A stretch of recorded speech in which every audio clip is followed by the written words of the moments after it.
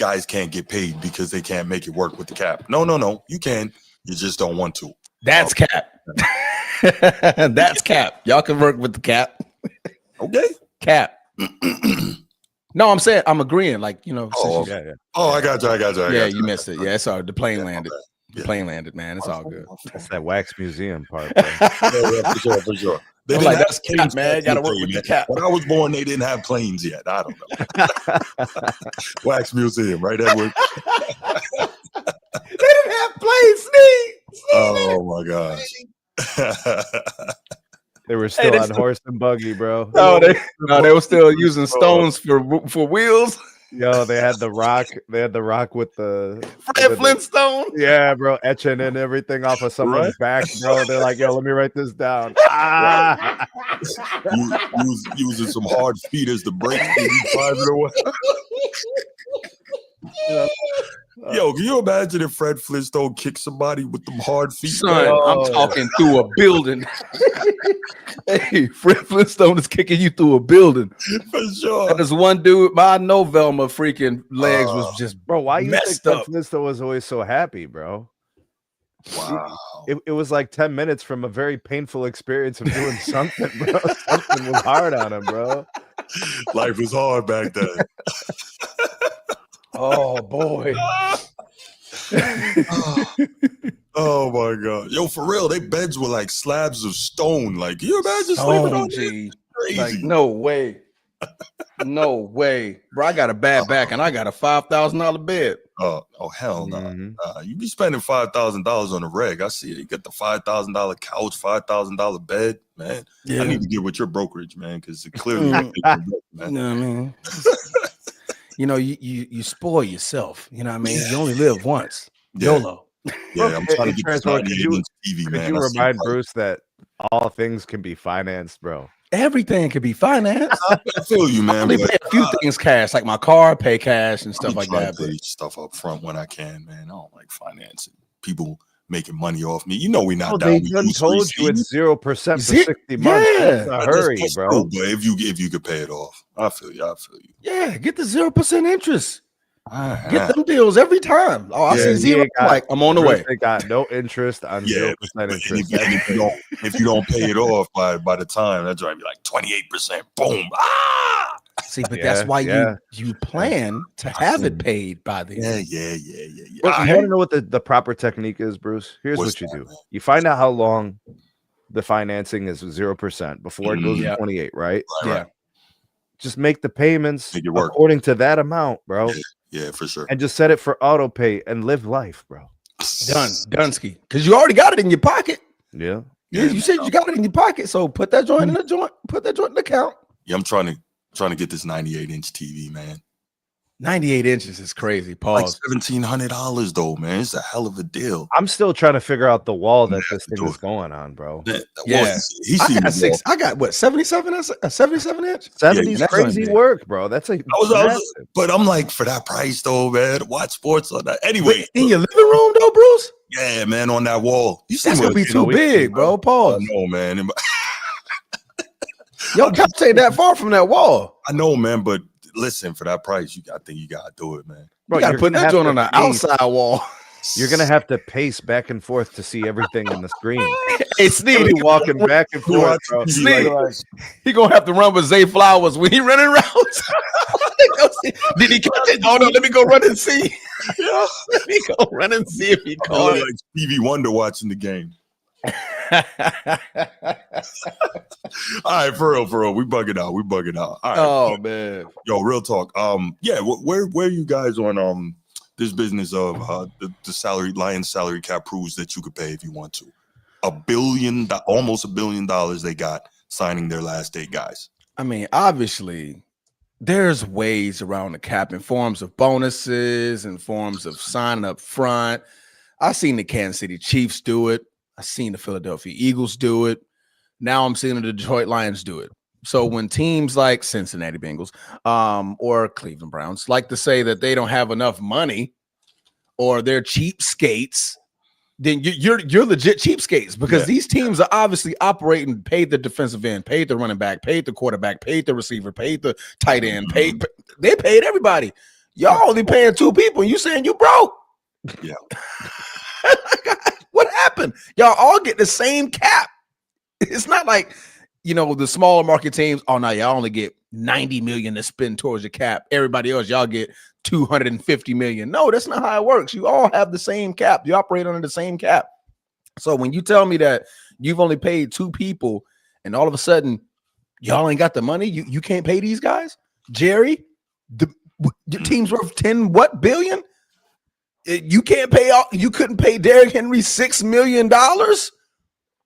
I refuse to believe when I'm watching, like I said, Kansas City Chiefs, Philadelphia Eagles, and now the Detroit Lions pay out the yin yang for their players, man. So no, man, I agree.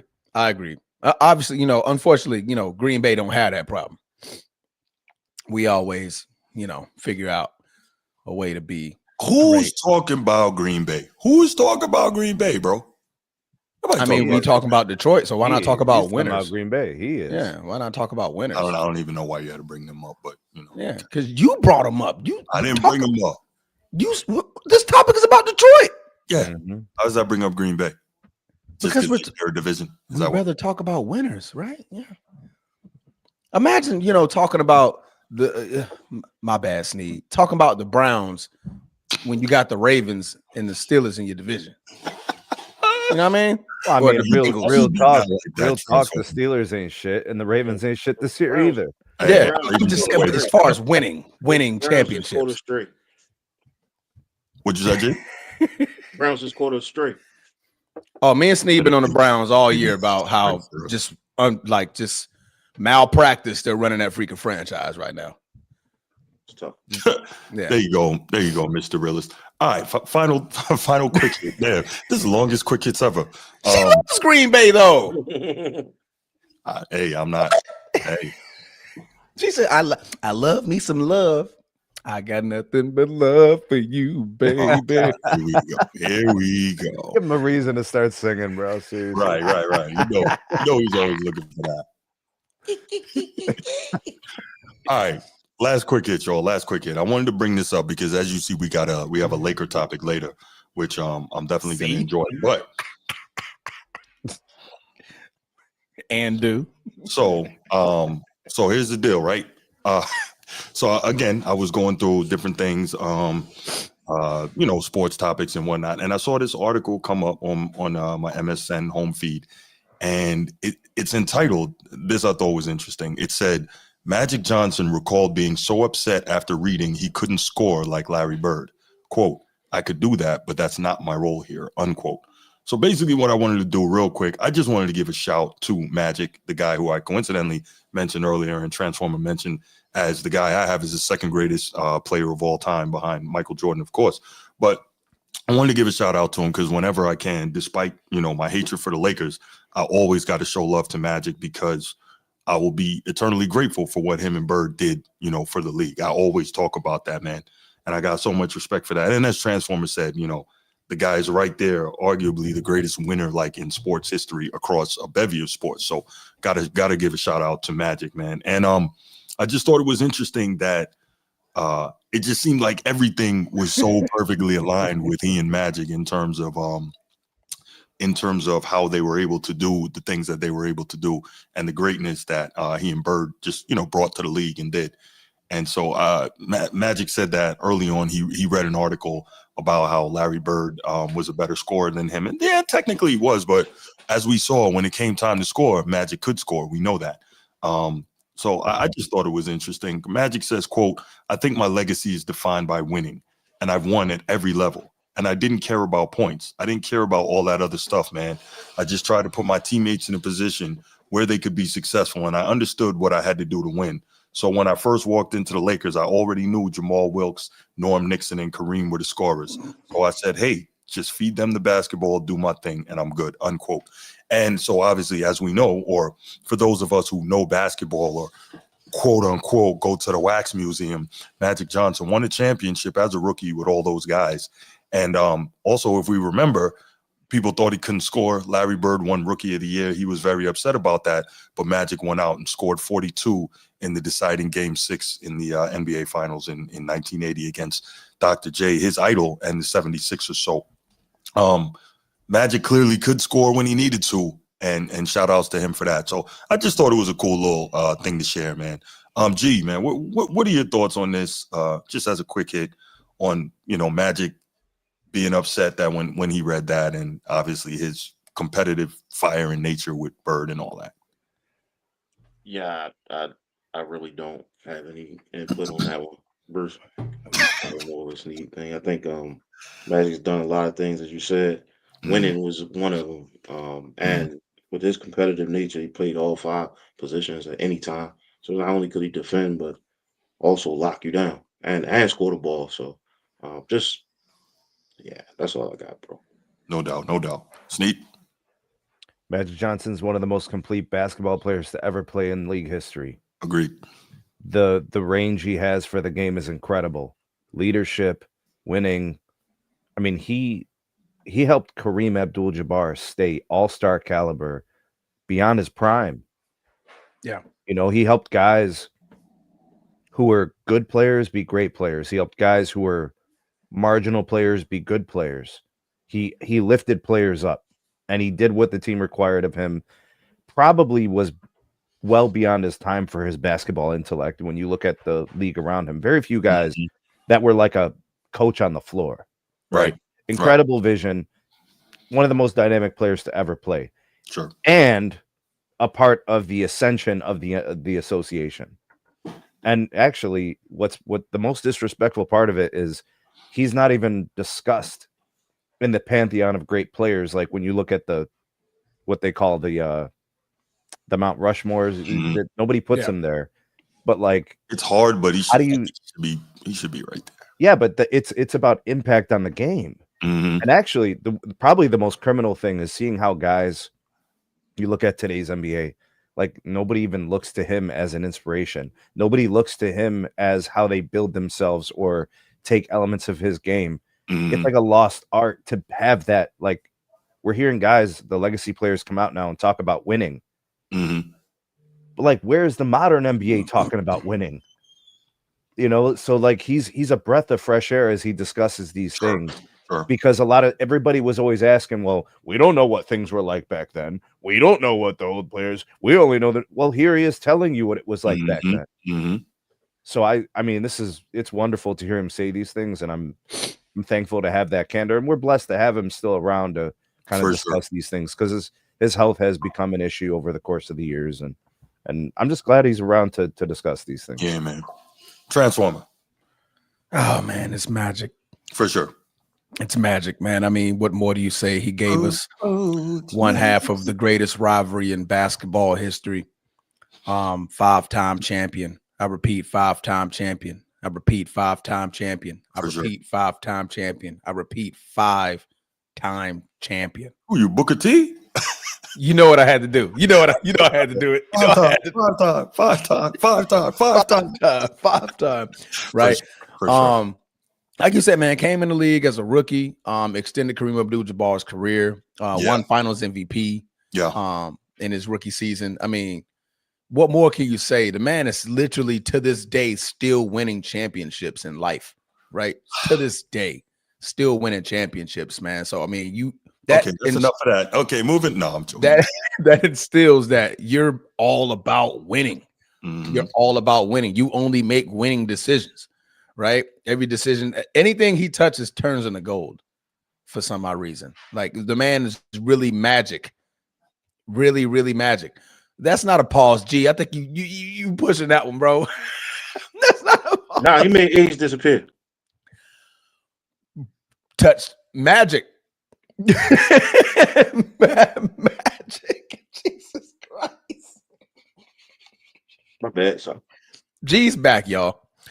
G's back. But no, man, prototypical. The man was 6'9" playing point guard.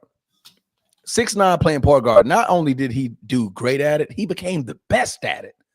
Right? He became the best at 6'9" playing point guard, facilitating. I mean,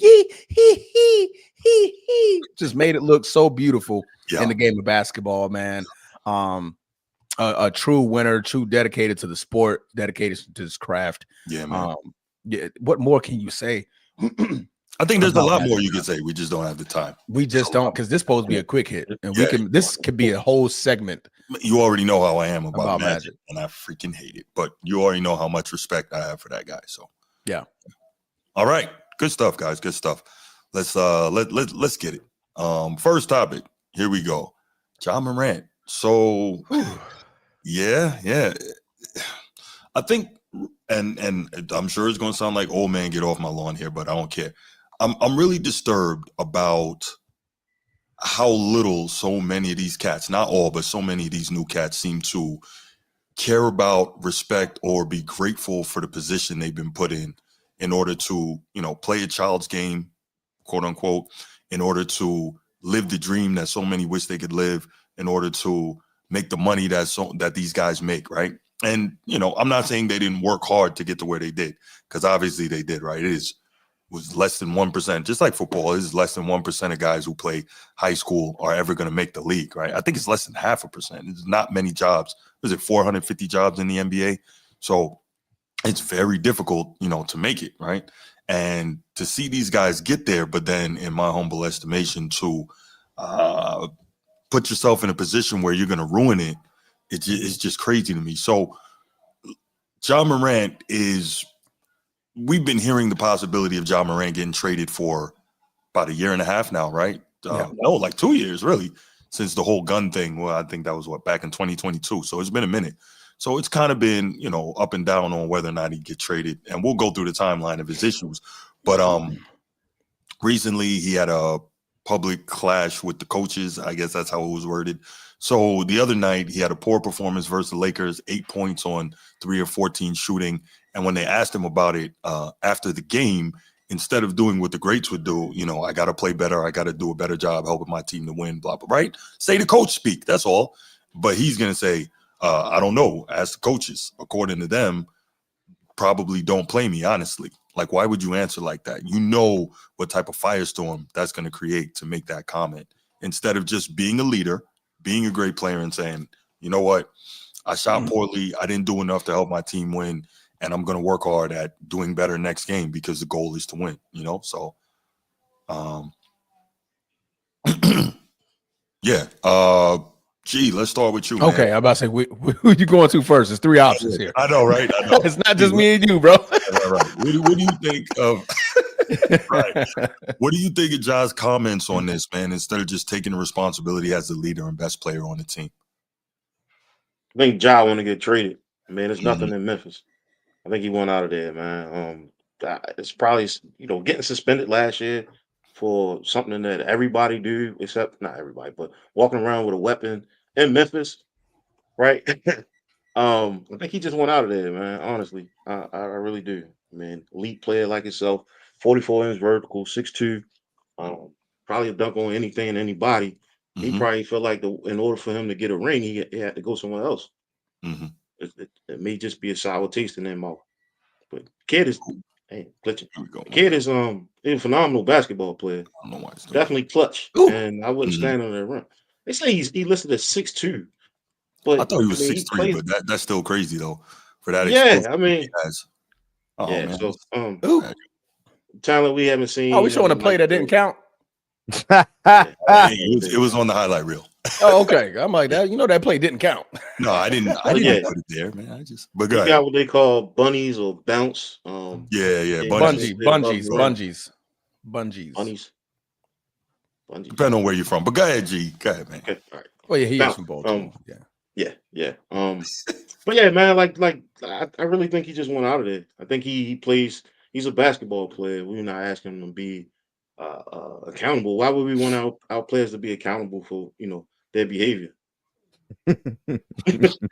Why would we want them to be accountable, right? Yeah. So because he can jump. Right, no doubt. Steve says in the chat, King of the Chat says, I don't care what anyone says, Ja got every right to have a piece. No one is denigrating his right to own a firearm, right? If that's, if he has that right, true indeed. But remember when he got caught with it, he was in an establishment that serves alcohol. You can't have firearms in establishments that serve alcohol. Like, that's asking for the Old West, right? That's, come on, man. Dude's already constantly getting into it in, strip joints and bars and whatnot.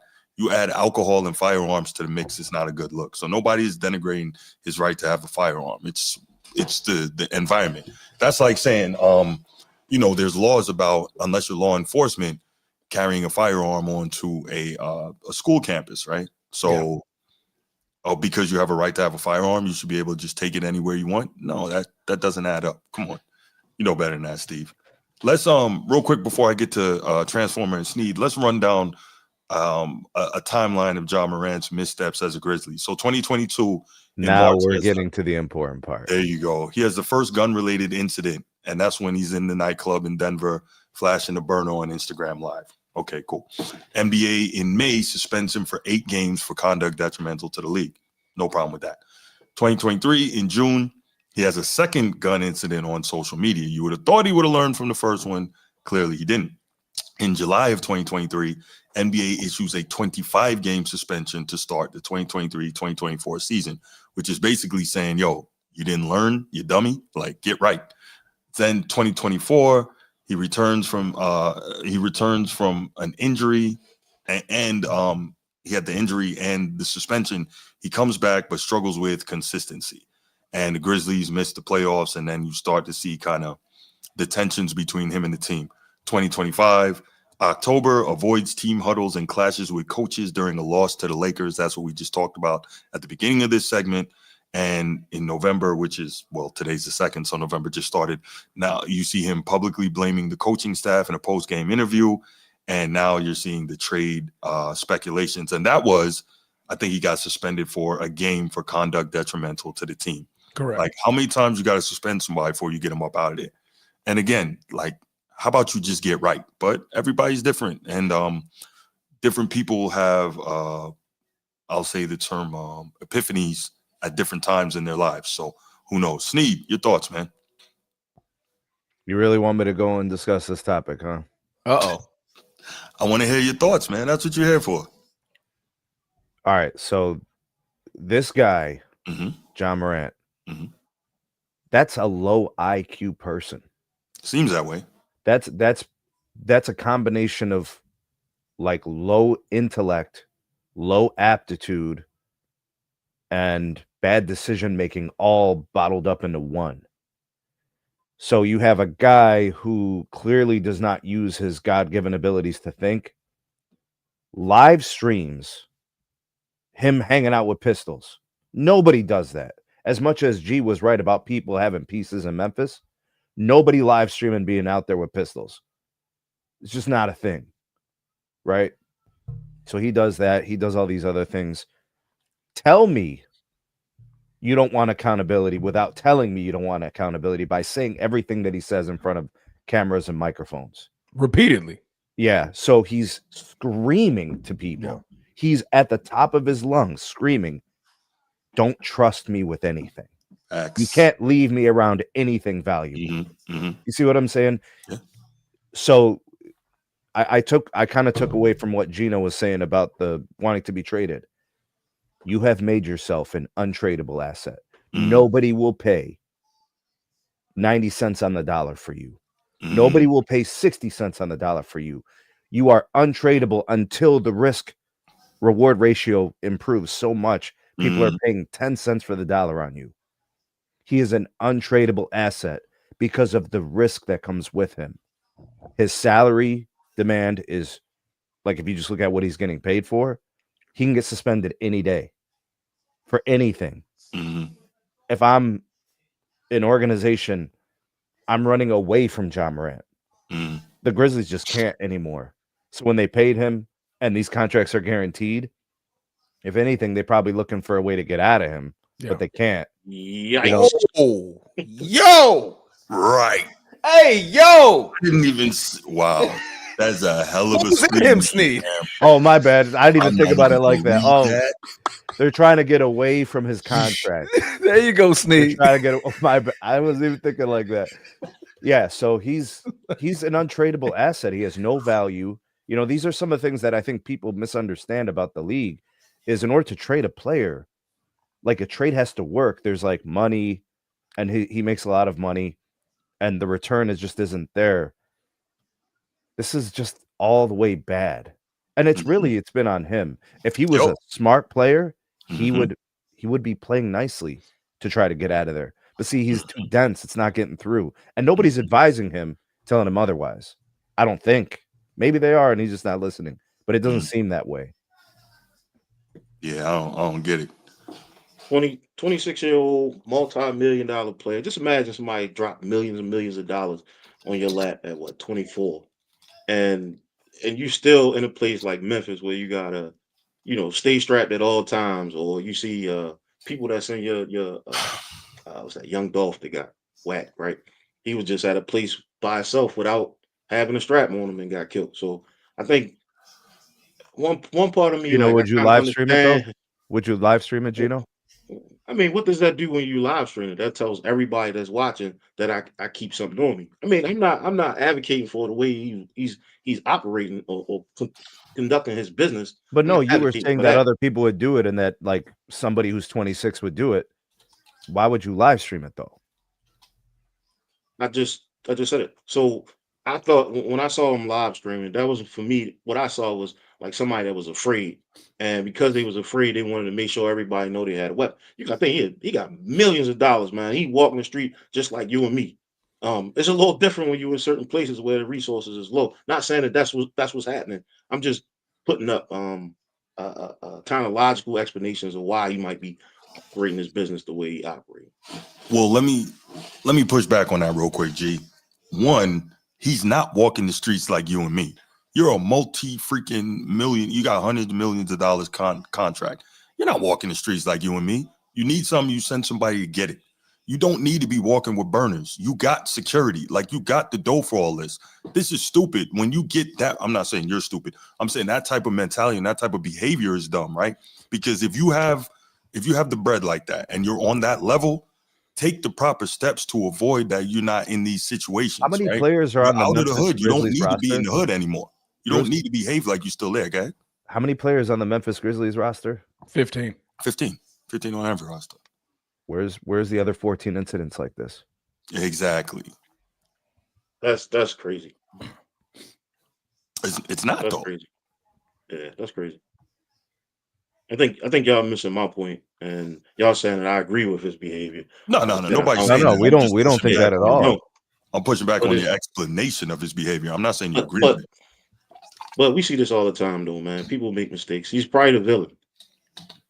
He's probably feels like he's the villain of the league right now. Gino, let's treat it as case studies. So these things happened 20, 30 times before in the history. He's fallen down that same pathway. So here we are. Now we can basically say we've seen this book before. We've read this book. We've seen this movie. Why would anybody want any parts of that?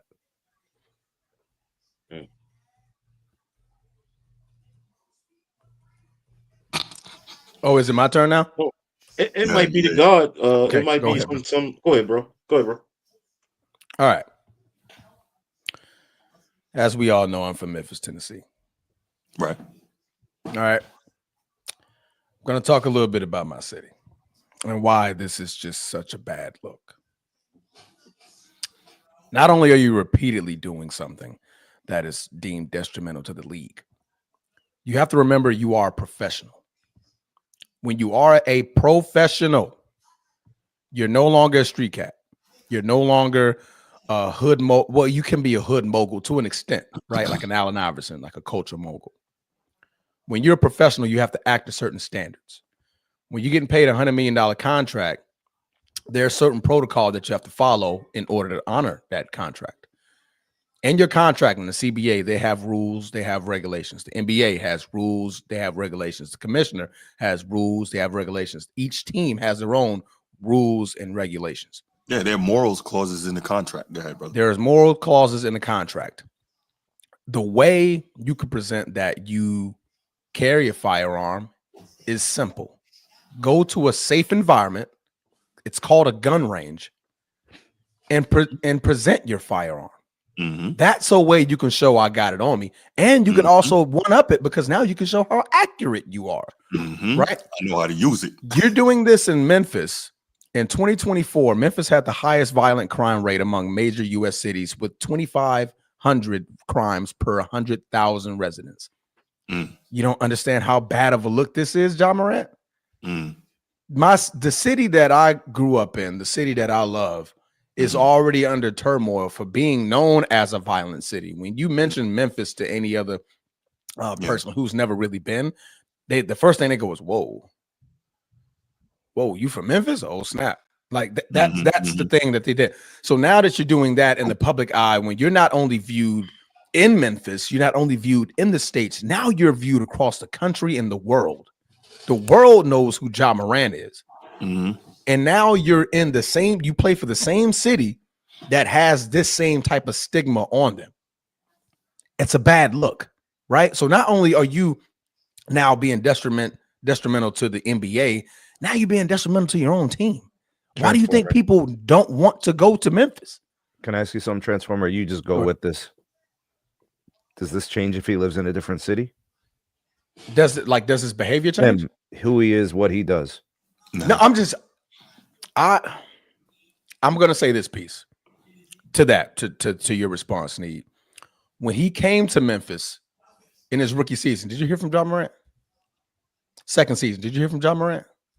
Third season, did you hear from Ja Morant? Okay, that's when it started picking up.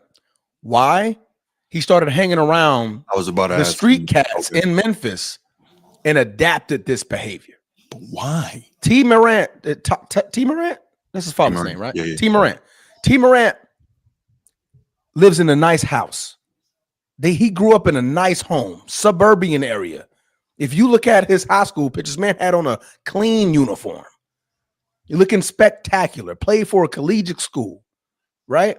So I'm not going to say that like this is 8 Mile or something like that. Like he grew up in Cambrook, that's a private school. But I'm saying all this to say, you grew up. Now you're around something that's more popular to that young culture, like thuggish type behavior, Moneybag Yo, and those guys, like the true gangsters that's in the streets. You're hanging around them. So of course now you're gonna adapt that behavior. Now you feel like, oh, I'm like that. I'm him. So I'm just gonna do this all day, and that's my, it's just a bad look. So Snead, I would say no. Maybe if he grows up in an LA or in somewhere else, I don't think he produces this type of behavior because he may not be privy to the people that can teach him that sort of behavior. All of this behavior, I believe, is learned. It wasn't nothing that was bred in him. He learned this behavior while he was there. Yeah, I don't think he grew up like a street dude. He didn't. And he knows that. That's why the real people, the real hard heads in the NBA, he don't mess with them because they know. They're like, bro, you didn't. We know this was you adapted this behavior because of who you play for, right? I want to, and to your point, Bruce, you made a point earlier that he's not tradable. Yes, I would agree. Did you know he only played 65 games in the last 3 years? Yeah, he got the knees, and then he's gonna get jumper knee. Yeah, that just always happens to these guys. It's like Derrick Rose. Yeah, Derrick Rose, prime example, can jump over the moon. I was about to name him. And he was small. He was bigger than Ja Morant. Yeah, size wise, right? Ja Morant is already a frail guy. And he's already he's listed at 6'2", so he's a smaller frame than steady trying to jump over a 7'5" Wembanyama. What does he do great as an NBA player when you say impacting the game? What does he do great? Energy. He's super athletic.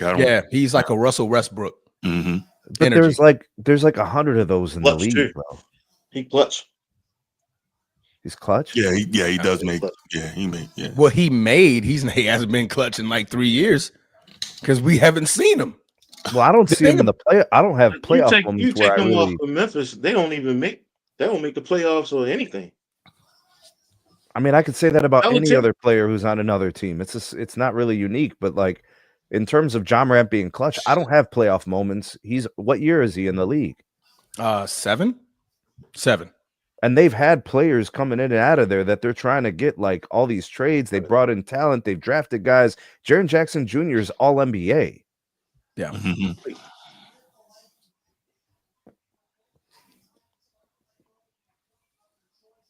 Do you talk about? I mean, that's rebuilds with the point I franchise made players? earlier, Bruce. Yeah, I was just, yeah. No, The I'm Grizzlies- talking to that, Bruce. I'm sorry. I got you. The Grizzlies named are always Bruce is like they're in tricky. like rebuild mode. Like who does that when you have a generational talent? He's clearly not a generational talent. He's a fantastic talent, but you're not building franchise around a guy like this. Yeah, the last thing you want to be seen is as a malcontent. Nobody wants a malcontent. And also you're injury prone. So not only those are two things that I'm not willing to pay 150 million for, right? If you're unavailable due to either injury or suspension, what use are you to this team? How am I supposed to view you? Because when you're a superstar, and this is what the league wanted him to be, the league wanted Ja Morant to be great. They wanted him, Zion Williamson. They wanted them boys to be the American poster childs of the And NBA. he told you, no, I don't want it. And you're showing why. You're showing why you don't deserve it now. Because what image am I supposed to be portraying to these kids? And we know Adam Silver loved the kids. He loved the players too, but he loved the kids. He's all about the future of the NBA. Why you think he's having conversations, extending the 3-point line out or making a 4-point line? Or he just initiated a rule to saying, hey, you cannot hand clap high five these guys on shots because he wants the little kids wants to see more scoring. They want to see more shooting. They want to see guys score 40 points, 50 points. He cares about the kids. He cares about the future. So Ja Morant, there's ways. Trust me. I grew up in Memphis, bro. There's ways you could present, hey, I got that on me, but in a professional manner because you're not a street cat. You're not Moneybag Yo. That's cool for Moneybag and them. That's cool for them. They can do that on Instagram because that's the lifestyle that they live. You're a professional. Take your firearm to a professional establishment and start busting that joint from 50 yards. Then bust it from 100. Is there some unwritten rule in like culture where you can't have security? It's better to just have 19 pistols on you. I don't know. I never seen LeBron with a gun. Thank you. And he's the biggest star in the NBA. Exactly. Freaking billionaire. And he's not out here acting dumb, right? Like, there's ways you got. He don't got the thing on him, but he got his security on him. I got professional teams. I'm a And professional. So they're armed. Thank you. And they're alert and they're trained on situations and scenarios and they're insured and that's the liabilities on them and all those. But like, you want to live stream it from your car. And the thing is, it's not like you're an anomaly now because no superstar in the league is doing that, right? Now, have we seen superstars in all sports with guns? Absolutely. We've all seen them with guns, but where have we seen them with the gun? Hunting, which is professional, right? And gun range, which is a environment to have it. Proper environment to have it. Yeah. What about the locker room? Gilbert Arenas, what happened to him? What happened to them? Right? What about planes, bro? 2009, and that ruined his career. That should tell you the NBA don't want it. What did he say the reason why he broke gun in there? Because somebody owed him money. Was it Crittenden? Crittenden. Yeah. You know what I mean? So like, bro, you're a professional. You're a professional, right? Now, because now Gilbert snitches. He's snitching now, right? He's known as the snitch now, right? So back then, tell the staff, hey, Crittenden talking about bringing in a gun and shooting me, man. Y'all mind watching him? Easy day. Right. That's an easy day. Why did Gilbert have to bring his gun? Because he wanted to show that he's tough? Bro, I'm a millionaire. I don't give a damn. I can look like a punk. Right. My family's straight. My generational wealth is set. Gilbert Arenas' career never was the same after 2009. 2009, I want to say that was the year he made the NBA Live cover. Bro, no, 2008. Gilbert Arenas was screaming hibachi, nailing 30-foot winners, dropping 50 on Kobe. Everything was lovely, bro.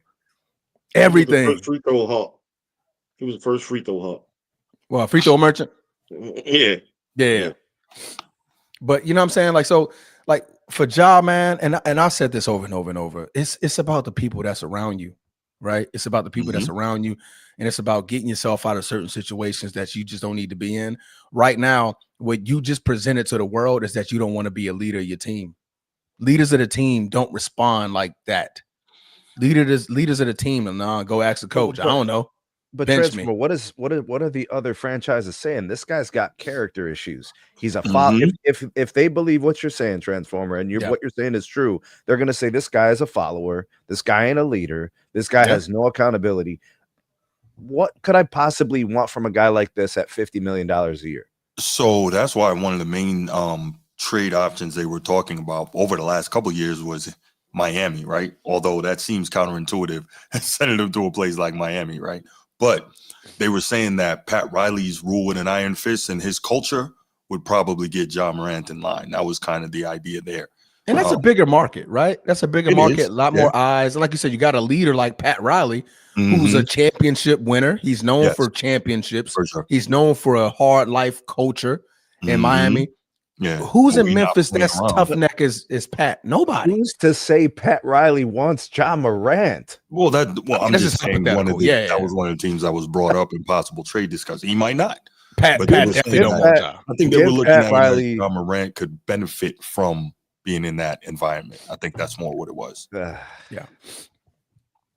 I mean, the scene that he's causing, like I said, since 2022, every year we have something negative to say about Ja Morant, and it's all Ja Morant's fault. Bro, the man got suspended twice. He got suspended twice, Sneed. Same thing. And then instead of doing the gun thing on the court, he turned into a grenade. Why are you playing around with this? Why are you playing? We got to stop trying to save people, bro. Let Jesus save people. We got to stop this nonsense, bro. Jesus saves, bro. Let everybody just self-destruct on their own, bro. Oh my goodness. Man, it's unfortunate, Sneed, because the kid's 26. Yeah, he's 26. It's not like he's 30. The man is entering his prime years. What you said, G? No, it's not like like you said, it's not like he's 30. He's still he's entering his prime man. But he's entering man. He's serving the military, right? And I don't care about people carrying guns because I carry mine everywhere, even church. Just nowadays you never know. I mean, in church you got to carry it now. You don't have hundreds of millions of dollars where you can hire the driver and the at least I don't think you do. If you do, let me say this, but you know where you have all the security and all that stuff. Go ahead, Transform. 3 of us are in the military. No slay to use Sneed. I don't know which way my finger's pointing, but right. Okay, active duty. At what point in time can we take the M4, go live on Instagram, and just start waving it around like it ain't nothing? True. What happens with us when we get back to the command? What happens? I'm pretty sure we get an MJP, right? Oh, you're definitely standing on the carpet. You definitely saluting your captain. For sure. And explaining why you're doing this. Because there's rules and there's regulations. That's a bad image for the military already. Right? Now you're going around. Now you just said bump all our safety protocols. You're just going to start waving it around. You know what I mean? Opportunity, intent, and capability. Like, what are you doing with that firearm right there in the first place? Why are you not at a range? Why are you pointing? If you point and you shoot bullets in the air, do you know it can still hurt people on the way down? Yeah, absolutely. The velocity of the bullet comes right back down, and you can still harm somebody. So, like, the need to do the young boy nonsense of showing that I got the thing on me. There's positive ways you can do it while building your image and keeping your professional career intact. Also showing that you got it on you all the time. The bigger protect you for real. Right. And it's going to make some people want to test you. It's not going to protect you, Bruce. Actually, I'm not disagreeing with you. I'm saying, I'm from Memphis. You become more of a target when you got it on you. Because now I'm not hesitating to shoot you. If you don't got it on you, I might give you a chance. Like, hey, man, I'm sticking you up, bro. Go ahead and give me that. But if I know you got it on you, I'm going to pop you before we even get to that point. Right. So now, but you're a bigger target when you flashing it on you. Why do you think military folks don't walk around saying, hey, I got it on me. I got a gun. Right. Because we know these things. If you know I got one, you're not going to hesitate to take the first shot you can. Yeah. I need to have the upper hand on you. Right. I'm not going to wait for you. Yeah. know what I'm saying? It's common sense. That's when I know he didn't grow up in that area. He's not like he like Sneeze said earlier. His IQ is not high. Like, bro, are you even thinking? When have you seen LeBron James, Michael Jordan, Kobe Bryant, Carmelo Anthony? I mean, you name them, all the superstars, leaders of their franchises do this. Melo from where? From Baltimore. Would you say he's a superstar? Or yeah. He was trying to be. He's a superstar. He's trying to be. Now he's a malcontent. I think he was there. I think he was there before the injuries and the suspension started getting him. I think he was there. He was definitely on the ascension. There's a strong argument that he could have been a superstar. Y'all think he's going to change? No, not in Memphis. Do y'all think we know like everything that's going on with Ja Morant and why he's responding? We don't know everything, but we know this. Yeah, we know what you present. Perception. My perception of you is my perception. If you keep showing me the same repetitive behavior. Touche. That's a good one. Yeah. You know what I mean? So like, what am I supposed to believe? Everybody got something going on, G. What do you think? Since LeBron is so happy Gilmore that he probably don't got nothing going on. Right. We see what Steph Curry going through. That man is the Jesus Shuttleworth of the freaking NBA. Yeah, his wife going around here saying all types of crap on social media. Right. Do we know if he's happy at home? Right. You know what I mean? We only know what you present to us. That's my perception of you. So if the repetitive behavior is continuing to form, that's what I view you as. A malcontent. Yeah. Back to back gears, I'm talking negative about Ja Morant when I should be talking positive about the city of Memphis, the growth in Memphis, and the rising star that is Ja Morant. While you have a rising all-star right next to you. We supposed to be talking playoffs. We supposed to be talking the future, not this. The bottom line is this. He's costing everybody money. The league, the Grizzlies, himself. He's an idiot. Touche. Yeah. Absolutely, man. But this is topic number one, man. I'm pretty sure we all said right. Let's go ahead and take a couple calls for sure. Let's open up the phone lines and take a couple calls on this. Yes, Eddie, he did win Rookie of the Year. 904-219-8264, 904-219-8264. Give us a call. Give us your thoughts on this, man, because this is a topic that's got a lot of nuance and can go a lot of ways, and we probably could talk about for a long time. Yeah. Man. And the last thing Adam Silver wants, man, he doesn't want this behavior to be repetitive amongst his younger players. Yeah. Everybody loves NBA young boy. Don't mean you got to act like him. Everybody loves NBA YoungBoy. The kids, the young kids. These I can't name you not one NBA YoungBoy. Stay the way that was going. What's up, Edward? Good morning. Don't be on here saying nothing disrespectful or crazy, man. Yo. What's up, brother? All I'm gonna say is what's up, Gino, man. I appreciate that, man. Long live young Dolph, bro. I appreciate that. Old Adolph. Yeah, real talk.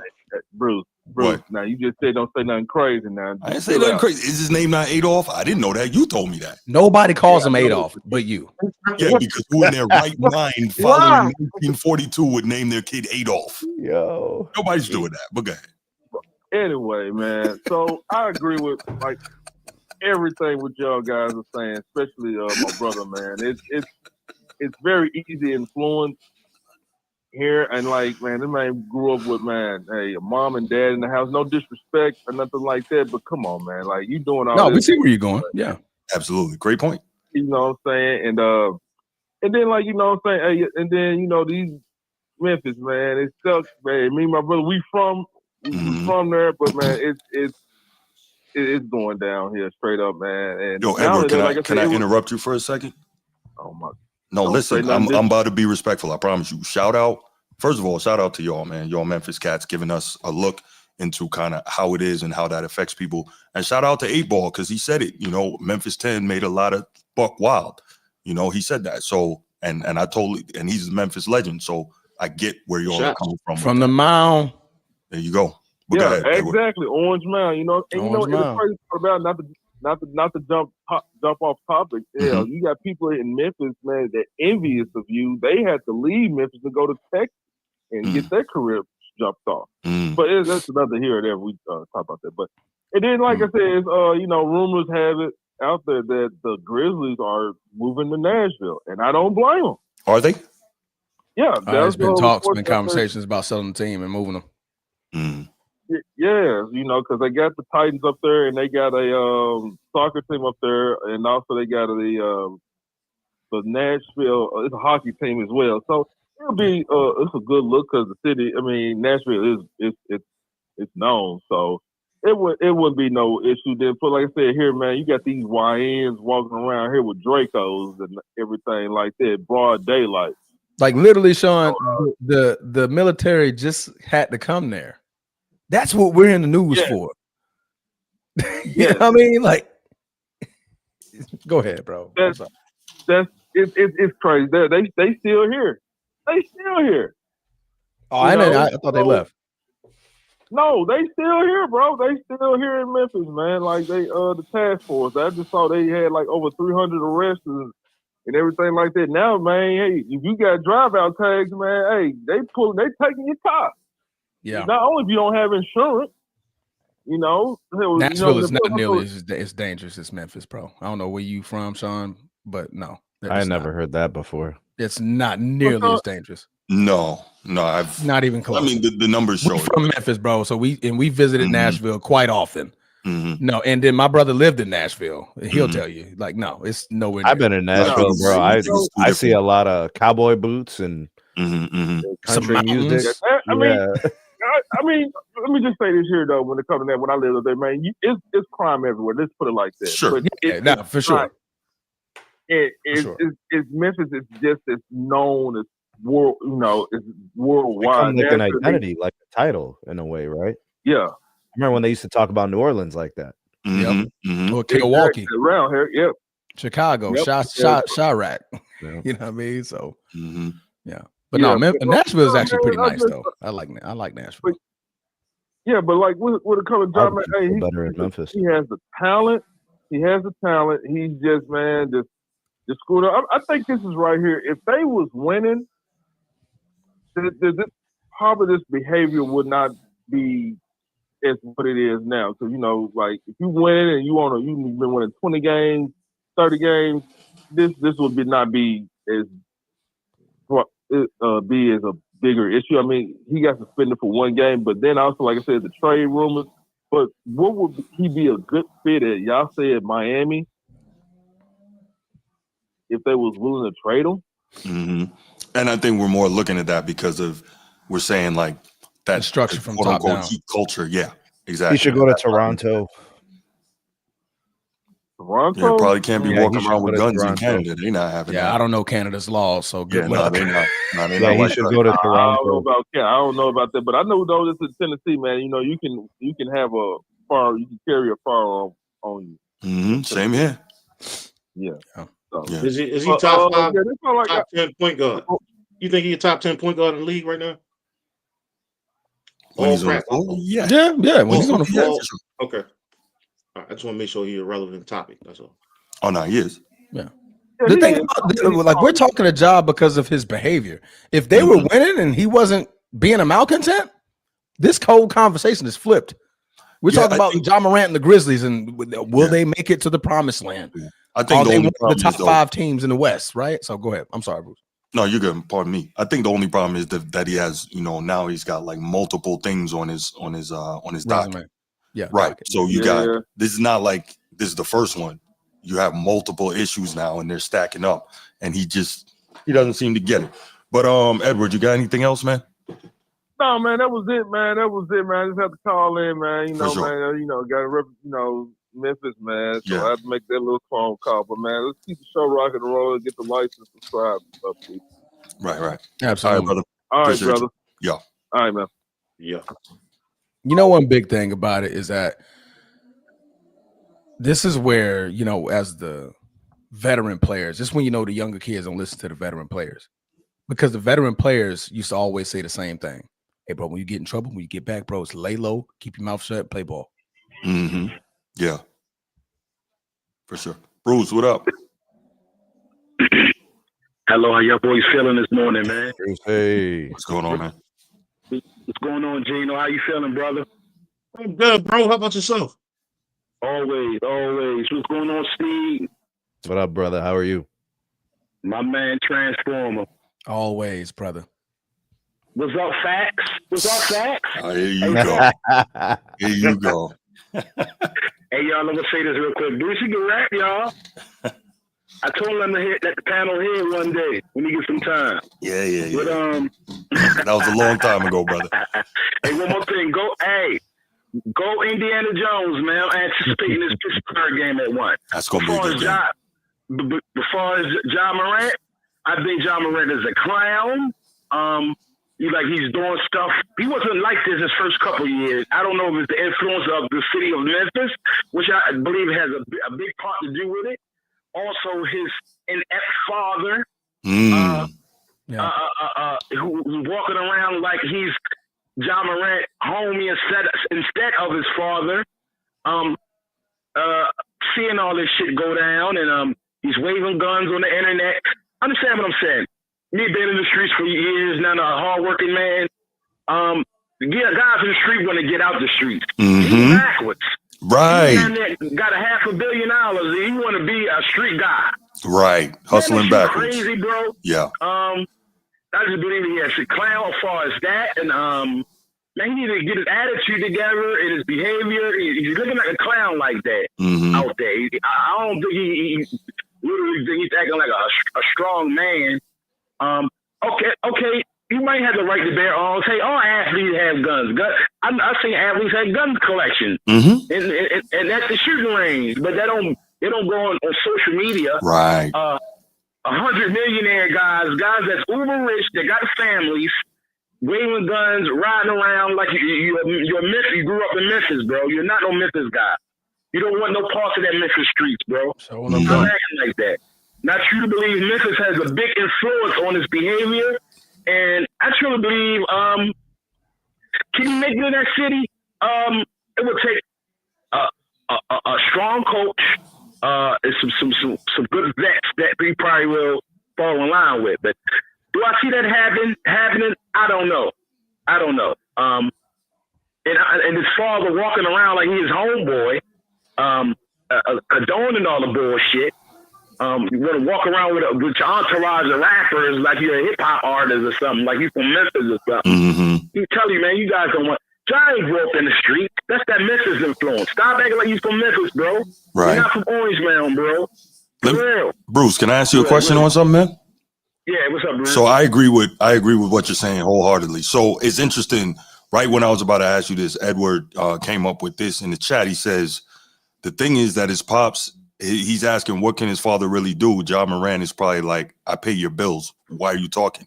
And that's what I was going to ask you. Do you think that his dad feels like he can't say anything because Ja is basically funding his lifestyle? That's a tough one. I think that's a consideration, right? That's a good consideration. But at the same time, his father disciplined him to get to the talent he is. So, probably if his father put his foot down, that is a good. That's something I really had to think about. That could be it. I'm the breadwinner in the family now. Yeah. I mean, look at Kobe. Look at Kobe and his family. When Kobe cut them off. Yeah, for sure. And now they had to sell their house or sell his memorabilia because they couldn't pay bills. You know what I mean? So yeah, that's a good point. You talk about a different mindset right there. So it's like his father is an enabler. And could be. It's a bad look. He's look crazy out there. So tell him to get grown ass man acting like that. Hanging with the rappers, Moneybag Yo, and Yo got, you with the Memphis crowd. And like nobody telling you not to enjoy your life, but don't ruin it trying to be something. I don't know, man.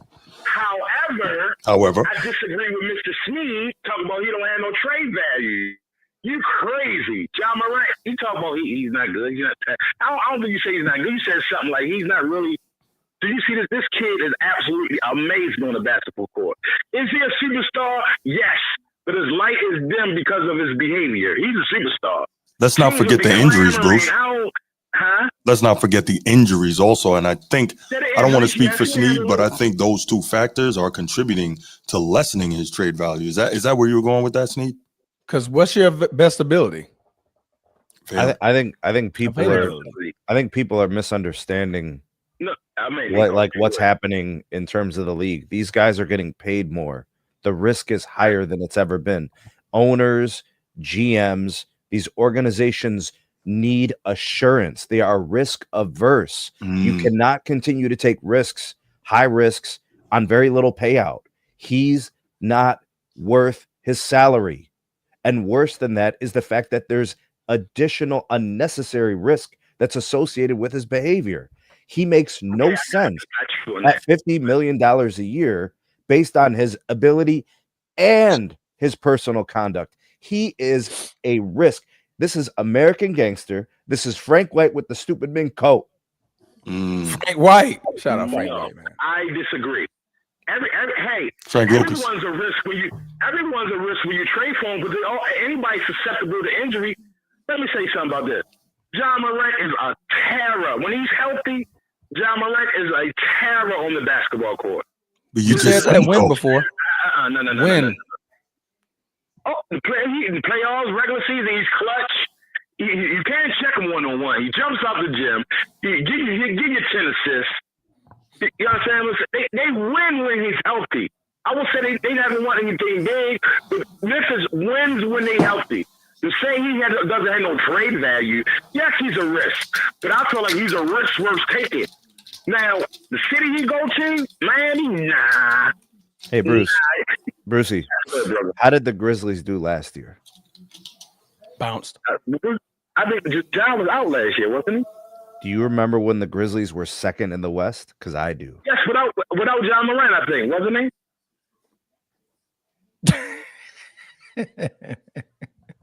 It was second in the West without John or with John?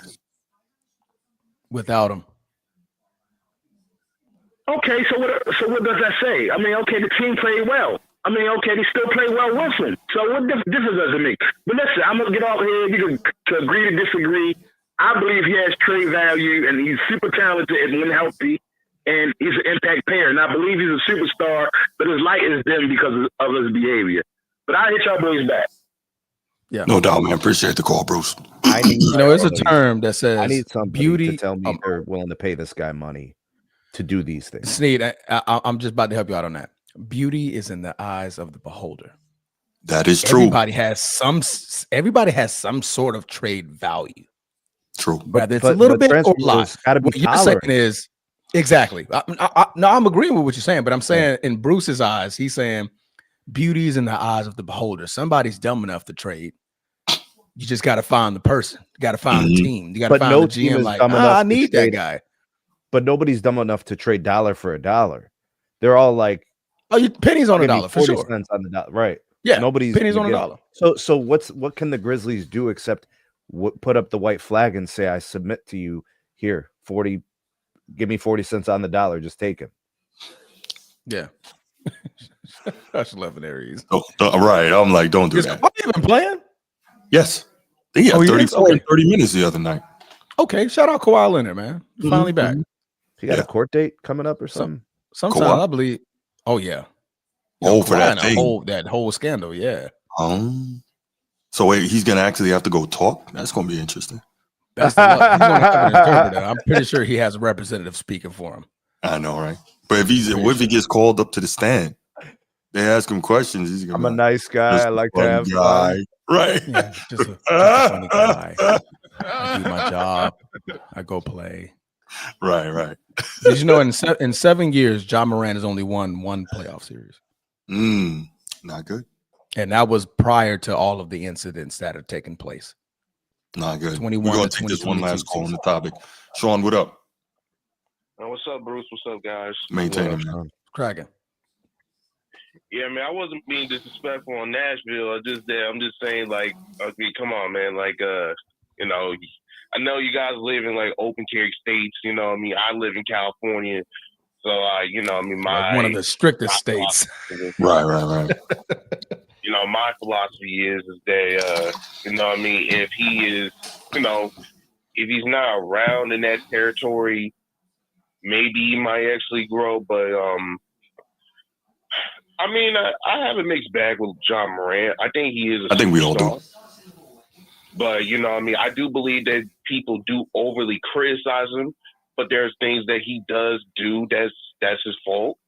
You know, what I mean, he made himself a reputation of being like the NBA version of NBA YoungBoy. You know what I mean, overemphasizing a lot of stuff. But at the end of the day, man, in this current NBA, there are teams out there that's going to trade for him. They will, you know what I mean, and beauty is in the eyes of the beholder. That's true. That's true. But sometimes, you know what I mean, if you don't have that many options, you just have to pick what you got. But yeah, I mean, I think Miami with their situation right now, I think they might pick Ja Morant as the guy to get for the upcoming season next year. And with Pat Riley's tutelage, I think he will change. Hell, I mean, he could just do a different set of hobbies. You know what I mean? Hey, you live in Memphis. There's they're known for car collecting. Do that. You know what I mean? Trying to show people that you're more just like trying to be, something else. You more what's the word? I hate using the word multifaceted, but hey, you make yourself more multifaceted so people say like, hey man, this dude's not really that bad. But there you go. All right, so appreciate the call, brother. We're gonna go ahead and take it to the next topic, man. No problem. All right, fam. One last piece. Yeah, go ahead, man. If Zebo was still in Memphis, Ja Morant would not be this type of Ja Morant. I guarantee it. He'd be choke slamming that dude. So Zebo was an actual one of those enforcer before the NBA. Yeah. During the NBA, like they had to investigate this man for his affiliations during his time of play, and still he was a roughneck on in the league. But Ja would not be doing this if Zebo was still in the league. That's a great point. And in Memphis, I'll leave that there. All right. Oh boy. All right, let's take it to the next topic. Here we go. I gotta do this for my main man, Transformer. This is my brother right here, my co-host with the most. So I gotta let him rock with this because I know he's excited about what he's seeing. So Transformer, the floor is yours, my brother. Excited is subjective. Okay. That's subjective, right? Okay. But am I pleased so far? 50-50. I'm 50-50. All right. As we know, the Lakers are playing without Sir LeBron James, and for half of the season, shortly without Luka Doncic, our Laker. Quick question for you. Damn, I couldn't even get through the intro. I know. You mentioned they're playing without LeBron. There's a lot of rumors and stuff. Do you think LeBron's really injured, or do you think he's just kind of? I don't have any comment. I'm asking you as the Laker guy. Gee, I never even got through the damn intro. You could at least wait until I finished. I would have forgotten. You know that. Hey, no, he did it like this. He said, "The floor is yours." And as soon as I start talking, time out. Well, I would have forgot though. I would have forgot. Oh man, that was funny. What was your question, Bruce? Man, I'm sorry, man. What was the question? Do you believe LeBron is really injured? Because we're hearing a lot of stuff. 50-50. I'm gonna mute myself now.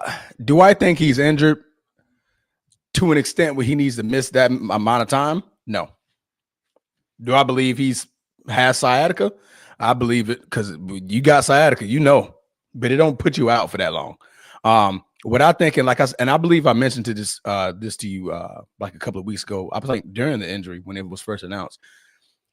The Lakers, JJ Redick and LeBron James sat at a table and said, "Hey, take your time. Take your time. We're gonna figure out when we need you or not." Right?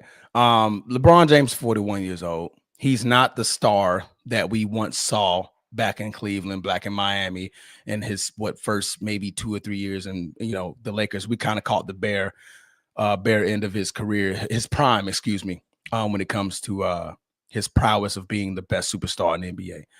Does he still have some value to this team? Absolutely.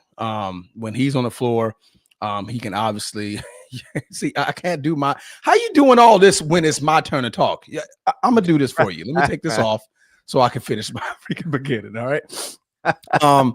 When he's on the floor, obviously great facilitator, great like high IQ ball player. Him and Luka bond pretty well when they're on the floor. But right now, this isn't about LeBron James. This is about Sir Luka Doncic and Sir Austin Reeves. Sirs, the great white hype is back. The great white hype is real, right? Right now, we're seeing Austin Reeves drop 50, then 40, then game winner. Son, I need you to remember this during the postseason. Luka Doncic is currently averaging 40-something points, the highest point total since Wilt Chamberlain. Now, it is extremely early in the season, but so far into a season, nobody's point total has ever been this high since Sir Wilt Chamberlain. That's a reference. If you guys want to know about Wilt Chamberlain, that's a segue for you to go Google Sir Wilt Chamberlain.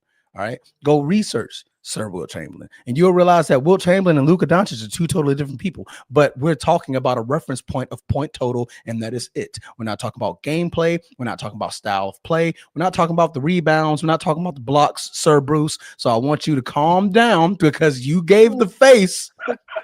You gave the face when I said Wilt Chamberlain. You rolled your eyes like we can't reference previous players and their point totals. That's all we did. That's all I did. Reference the point total, not play. Wilt Chamberlain were one laps around Luka Doncic. I know this. Okay. All right.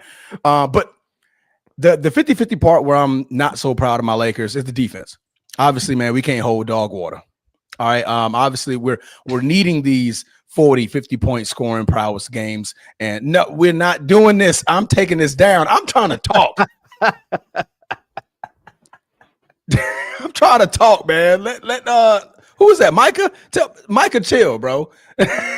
Chill. I'm trying to talk. Okay. Yeah. But right now, man, defensively, we can't hold water. So we're needing these high scoring outputs. What I do like is that Ayton is getting more involved. He's starting to pick it up a little bit. Still a little slow on the rotations, but he's starting to chip in at 15, that 10, right? So we're getting him a little bit more involved.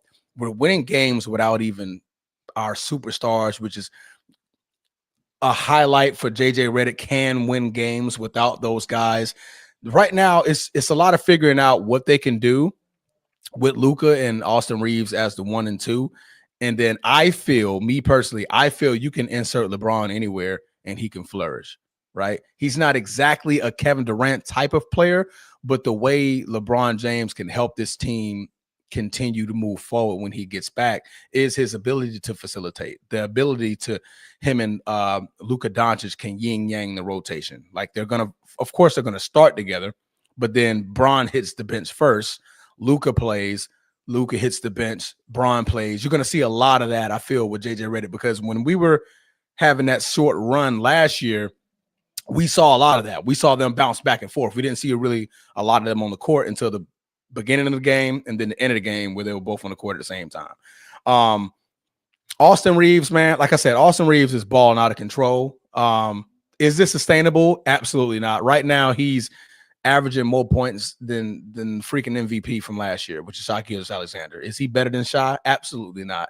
So right now, he's just on a little bit of a hot streak. And of course, with Luka back, that's going to drop a little bit.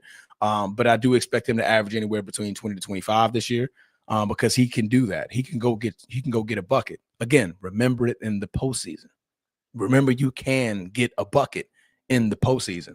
But our biggest thing is defense, man. Defensively, we still need to find our identity.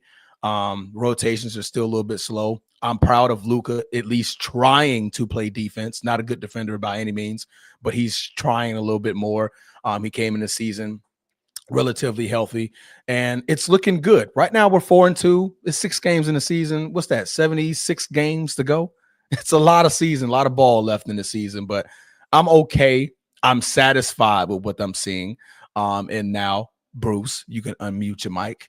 The floor is yours. And Micah, apparently, because Micah wants the freaking Lacratica of whatever he's typing in. During my soliloquy, I'm getting in. First of all, I get cut off the moment I get invited to start, and then I get freaking messages popping up in my face. Bruce don't care about my segment. He don't care true, about my my. brother. That's not G, true. G, you see how you doing, your boy? You see how you doing, your boy? Hey, man, go ahead, take it away, Transformer. Oh, but time out. I just had one question. That's all. That's all. Sean said LeBron got Liatica. Liatica. That's what is that what that was? Micah said he got Cryatica. Sean said he don't got Cryatica. He got Liatica. Oh Lord. I love these guys. Oh, because they do what you love to do is talk poorly about LeBron. That's cool. I don't love to talk. That's why I poorly just about ignore them LeBron. because I mean, obviously they don't know basketball, but Look, I'm not getting into all that. Yeah. I will assure you, I don't enjoy talking poorly about LeBron. I enjoy telling the truth. you just said, "Oh, I love these guys" because they're talking poorly about LeBron. They made me laugh. They made me laugh. So you love it. I loved it because it was humorous. You love it because it's about LeBron. If they I say love that it about because it freaking was funny. Jaylen Brown, you'd be like, "Oh, I mean, Jason could- Tatum." Could you really? Could you listen? Hold on. I mean, he lying about his hairline. Why you think he Not- freaking rubbing his hairline across people's jerseys and stuff? He's lying. Jaylen Brown. I didn't even know. I just You didn't? Oh, that's for real. That's funny. I swear. I'm not being funny. He I swear. literally rubbed his hairline off on who's guarding him on Oh, his is that why jersey. he was saying LeBron, call me? Call Is that why me. he was saying that? Yeah, he's like, do I need to go to Turkey or no? Oh wow. Okay. All right. I mean, it was bad. I mean, he did like a little because he was in a triple threat. Hit him with one of these big black, Yeah. and he had on a white jersey, so it was clear as day. Okay. It was like, Beijing. dang, bro, the Beijing rubbed off on the man's shirt, bro. Okay. I didn't know. You know? I had no idea that's what that was about. No, but Pay attention to your team, Bruce. But go ahead. no, I mean, it's interesting seeing what we're seeing. But also the thing is, like, Luka's already missed a few games, which is weird considering like the whole thing was that supposed to be he was coming in better shape, lost some weight over the summer, better condition and all of that. I guess some people are possibly just more prone to getting nicked up. Hopefully Yeah, it's there's a not going to couple be a of long say again. It was just a couple of nicks. It was just. That's what I'm I saying. think he Hopefully- dislocated a finger or something like that. It was something like that. It was something. Yeah. Hopefully, it won't be something that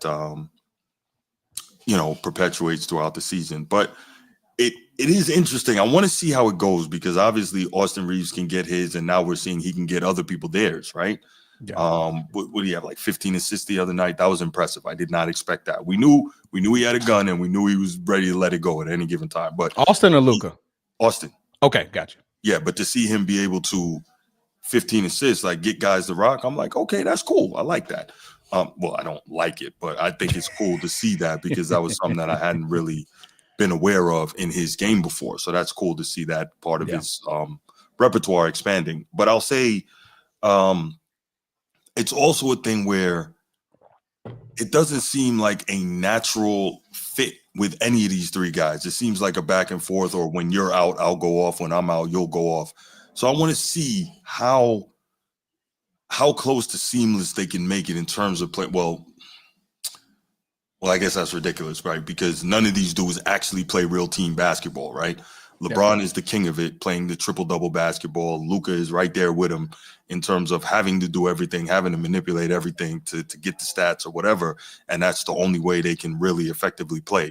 It would be good to see these guys in a system where, okay, maybe LeBron doesn't get 25, maybe Luka doesn't get 30, but if we could get it down to where you play in a way that you go all between the three of you, you get between 18 to 25. Whoever's night it is, they'll get to 25 and so on, right? Like, to take it back, Wax Museum, Edward, to take it back to Run TMC, back in the early 90s with Golden State, you had three guys there averaging 20 a game, right?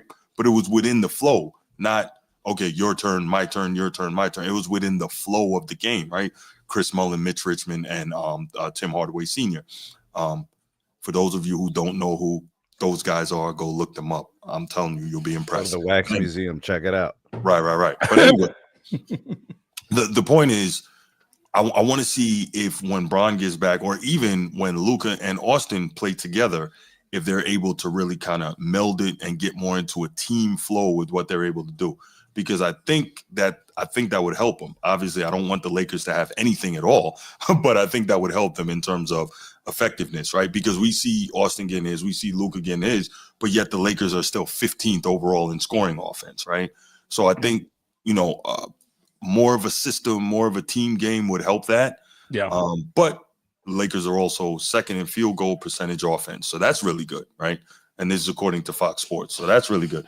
They're shooting 52.3% from the field as a team, which is freaking awesome, right? So the ability, I think, is there. And JJ Redick, this is a guy who played for Coach K. He played in numerous systems throughout the league. He understands playing in a system. He understands what systems are. It's interesting to me that he can't implement one, or it could be a function of the players that he have just won't allow it. Obviously, LeBron is not going to allow a real system. Luka has never played in a real system. Everything is off in this heliocentric ball. So I want to see if at some point they can work towards some type of actual team basketball flow. I don't know. That's what I want to see. Again, hey, as much as the Lakers can lose, I want to see that. But in seriousness, as a basketball analyst, I want to see if they can figure out how to play in some sort of better flow, not just a your turn, my turn, you're out, I'm in type thing. Sneed, your thoughts, man? The reason why the Lakers have found some success without LeBron. I mean, this has been the case throughout the last several years as LeBron has missed time. It's just other guys are NBA players and they're good, Right. and they can play when given opportunities. Right. So it's that's what it is. Guys are NBA players and they can play. Sure. Now, with respect to JJ Redick, he gets to coach without having to, worry about like, how do I pacify or keep LeBron involved? Like, now I don't have to worry about that. I can actually work on these other guys. We could figure out what they need to do in order to be successful to help us win games, right? Guys need roles. They need well-defined roles. It needs to be established, and they need to be reinforced and developed over the course of the season. So then it becomes part of their identity offensively and defensively. When they're winning games this year, they're allowing less than 120 points a game. That's how they're winning. Like, I know it sounds crazy. Remember, it used to be under 100. You had a chance to win. Now you got to keep teams under 120, apparently. Crazy. So, yeah. So when they keep teams under 120, they have it. Yeah, exactly. The Lakers have a top 9 offensive rating in the NBA. They're number 9. So offensively, they score points. So if they're going to win games, they just have to basically keep the other team 120, and then they're good, right? So the offense is good, but LeBron doesn't help them defensively. So when he comes back, you have 2 defensive liabilities. Yeah, at the same time. So that's going to be the thing. It's like, how does JJ Redick coach and put lineups together that are going to allow him to somehow have some kind of defensive, abilities? Yeah. So those are the things he has to do. But I mean, these guys can play, bro. Austin Reeves, we've seen this in games last year where Luka and LeBron were out and he did stuff like this. It's maybe not 50, but like a 30, 35, and then 15 assists. So like, he's done stuff like this. And Luka, if you think about it, bro, like, he was coming out last year dropping 26 points in the first quarter on average, and then he would just fade. So now if he's in better shape, he's lighter. Now he won't fade as much. He's going to last through the whole duration of the game. So you're seeing monster numbers. I don't know. I don't look at the Lakers as a real threat in the West with or without LeBron. If anything, their defense gets worse with LeBron when he comes back. I don't know what type of acclimation. What's their defensive rating you said? Did you say it? I don't know what their defense, but they're not like a top 10 defense or anything like that. I was just asking. I didn't know. Yeah. I don't think they're top 10. The top 10 defenses are the usual suspects. So it's like Pistons, Cavs, Heat, Nuggets, Spurs, Thunder. It's those guys. Warriors, I think, are top 10. They're not. They're going to be a good team, as in like a playoff team. They can't beat the real teams in the West. And LeBron isn't changing that. He hasn't impacted playoff winning in years. So unless the team somehow has like 2 modes, LeBron mode and then like without LeBron mode, I don't know if that's a thing. Like, how do you do this? He's going to come back eventually and play. What are you just hoping that he doesn't play disgruntled and doesn't upset or mess up the rhythm? Is he third fiddle now? Like, before, it was like a question if Austin Reeves should have been the second best player. Yeah. So like, is he accepting of that role? Like, even if he is right, he won't accept it. He won't allow himself to be third fiddle. and he still presents the defensive issue because you saw what happened in the playoffs. He was getting run off the floor. So yeah. You're 15th in defensive rating. So they're middle of the It's the pack. middle So, of That's efficiency. That's efficiency. My bad. So if team you're- efficiency, you're- 15th. so if you're middle of the road defense, but you're top 10 offense, like you're gonna win some games. You can win some games. Yeah, for sure. Yeah. G. No, man, the West has always been one of the most competitive conferences, right? So I think what JJ is trying to do is, and y'all echoed this already, or y'all said this already, just trying to get packages going, because with low balancing and the age of LeBron, I don't think he's going to play as many games as people think.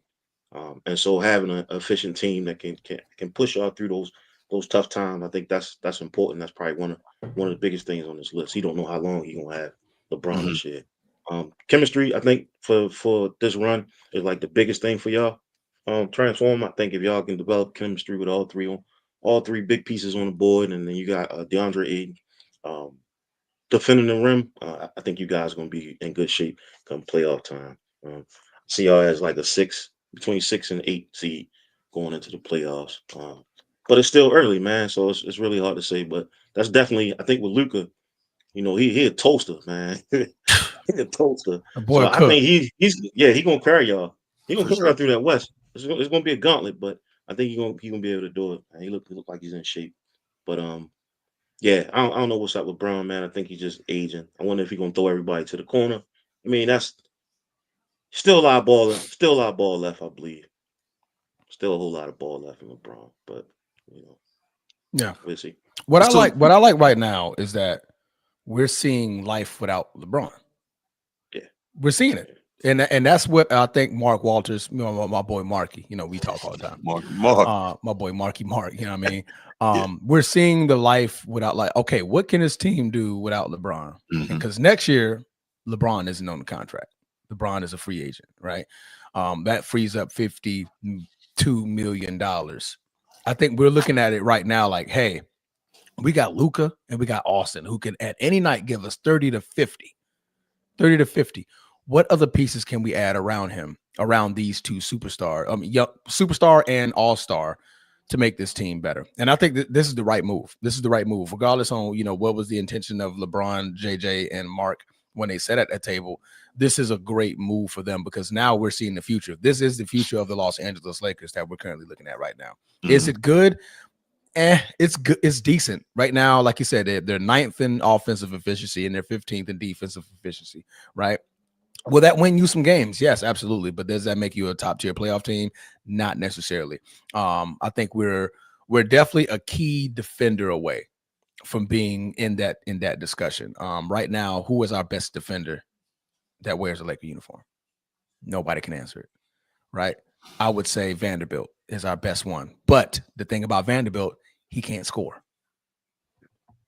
So I'm losing offense when you're on the floor, but I'm gaining defense. We need that one guy. I mean, and that's what we're blessed with when we had AD. He can give you top tier defense, but he can also give you 20 to 25 to 30 points on offense. That's what we need. That's what we need. Bruce. Yeah, Good no, I pick, was for sure, Michael. Go ahead. Yeah, no, I was gonna say to G's point. Do you really believe that they can find chemistry with Reeves coming into his own, and then Luka doing his thing, and then LeBron doing his thing, and for the most part, these guys all playing the same position and playing the same way? Like, that's super. Okay. Yeah, go I ahead. think My when you bad. look at LeBron, he has 10 NBA finals. He's been to 10 NBA finals. So when it comes to basketball IQ and knowledge, man, I don't think there's nobody else in the league that's been down that road, had those days, and more polished than him. That's my thing. I think he being in the league as long as he has, right? He, all that knowledge that he has, that basketball IQ, it's gonna rub off. You're gonna start seeing players score that wasn't really scoring like that. Because as you start aging, right, you can't be at these spots where you want to be. So you want to make sure your younger guys can score those points. And so now you start setting them up more so than you would before. What? Why you look like that? Because I agree with you about his IQ and experience, Mhm. but I disagree because his ego, I don't believe his ego will allow that. What have you seen from him that makes you think his ego would allow that? Father Oh, time. he's 41, bro. Father time. But Father time. he's 41, Yes. but he's mad because the Lakers wouldn't give him a multiple year extension. So clearly 41 means nothing to him. Right. That doesn't mean That's anything business. to him. That's not basketball. That's business, man. We talking about in the game. We just talking business, bro. No, Like he can see what these young dudes doing now. He's like, oh, okay, all right. I want to This is win. where I can fit in. I don't physically. I don't have it. I can't do it. I can't don't carry think a team no more. I don't think he wants to win to the point that he would step back from what his ego is going to tell him. I don't think he's ever wanted to win to that. But this is not. But the thing is, the step back. We're not asking LeBron to like step back. Hey, now you're averaging 25 minutes and you're only averaging 15 points. No, LeBron is still going to average 20 to 25, easy, because the way he can get to the basket is relatively easy. He's still 6'8", still 240, still 250 as a locomotive. He's going to get to the free throw line. What we're saying is, bro, you don't have to carry the torch. You don't have to have the ball all the time. We got Luka.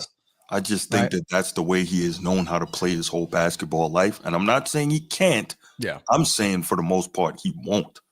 I think the only time he will do that is, okay, I'm getting tired. So let me make it look like I'm a team guy and let him do it. I think we're gonna see. And I could just be a LeBron hater, but that's how I see it. I think that's fair. That's a fair assessment. From all these years of him playing. No, that's absolutely fair assessment. Yeah. But if they want to win, that's how you win. You're not winning on a 41-year-old back, man. These young bulls running up and down the court too fast, man. Like I agree, but I don't think he believes that. But that's me. I think when he said that, hey, I want to take it slow this year. We're gonna see a lot of him say, Luka, you got it. Reeves, you got it. And when y'all need me to have it, I've shown that I could do that. I've shown that I can be that guy. Are you gonna see Are we gonna see a stretch of games where Luka defers to LeBron? Absolutely. LeBron's probably gonna have like, hey, give me a few games. Let me see. Let's see what we got. Right. And then he gives it right back to him. But we saw the same thing last year. Right. LeBron came in and was like, hey, let me get a few games. And then it went right back to Luka. And we kind of, because they're still trying to figure out, okay, can I carry this team in stretches of a basketball game? Right. In that fourth quarter, because I think LeBron was top 3 or top 4 in fourth quarter scoring last year, or maybe even number 1. I think he was. But in that fourth quarter, and when we need a bucket, can I go get it? Right. I think that's where we're going to see a lot of LeBron. We're going to see a lot of early LeBron, and during middle of the season, middle of the game, we're going to see a lot of deferring to Luka in Austin. Like, hey, you guys carried all the way to the finish line. I'll be there at the end of the race to help you guys close it. I think, and again, we're thinking this is all hypotheticals. We don't know anything. But at this point in this juncture, bro, it's 41. Father Time will teach you a lot. And right now he's seeing it like, damn, I'm getting sciatica. Hold up. I'm not going to be able to carry this 35, 40 minutes a game. I think the other thing we're forgetting is that he's still after his stats. We got to keep that in mind. Oh, he's still going to get 20, 25. That's for sure. Because he must have his numbers. But anyway, I think this was a good topic, man. And it is very interesting to see what we're seeing from Luka and from Austin Reeves. And like I said, for me personally, it shocking? To this level, yeah. I didn't Austin expect Reeves. Yes. Yeah. Luka, not shocking. We've seen this before. To this level, though. But again, I'm not shocked Austin Reeves is doing this. I'm not shocked Austin Reeves is doing this. You're not shocked that he's dropping 50 and 40? No. Really? Yeah. Explain. You have a guy who has the second best player on this team, has games where he's dropped 30. Yeah. So then you have the guy who typically takes 30 shots a game go out for injury. Now this guy comes in who has the second guy was scoring 30, can also drop 50. And can also get it. So like he can have those kind of games. I'm not saying it's sustainable. I'm not saying if Luka was out for 2 weeks, he could do this every game. I'm just saying these things happen. Jeremy Lin was a thing. Weird stuff happens in the league, bro. That's not okay, fine. Somewhat surprised that he could drop 50, but you can't be totally surprised when this guy has scoring outbreaks like this. Yeah. Gives you a lot of 30, 35, 40. Bro, I'm shocking to see it back to back to back the way I'm seeing it. I think that's more so what I'm trying to say. Maybe I'm not seeing like this stretch is like, God damn, like when did I see this happening? Right. I think that's more so my point. Do I believe he can get 40? I mean, he showed me last year he can get 40. Right. Well, was it against Utah or somebody like that? He just started caught. They couldn't guard him. He couldn't check him. Right. To me, like him and Austin and Luka, not the exact same, but they're the same style of player. And they both get their buckets the same way. Austin Reeves can get to the free throw line, and he's a very good free throw shooter, right? When you had, and then the rule change definitely benefits him because now you can't really guard him the way you want to guard him because he would take that drive about 18, 15 feet, and he'll pull up, and he knows that your arm is out, and you can't touch his arm, so he knows he's going to get to the free throw line. Yeah. He better enjoy it while it lasts. Who? Reeves? AR. Yeah. Oh, AR? Yeah. I think, and the thing is, LeBron is very supportive on the sideline. That man probably smiling. Like, okay, but I know where I can fit in. This is what I'm saying. Like, Father Time teaches you, it teaches you different things. Like, LeBron, we know LeBron is old, man. I know that. You know that. Sneed knows that. G knows that. Yeah. All right. It's not like they playing defense anyway. Showing up, ain't what 15th? We're the middle of the pack defensively. No, I'm talking about every other team. Yeah. Oh, okay, gotcha. Let's go ahead and take a quick couple calls on this, and then we'll move on. Shohei Ohtani. You all know the number 904-219-8264.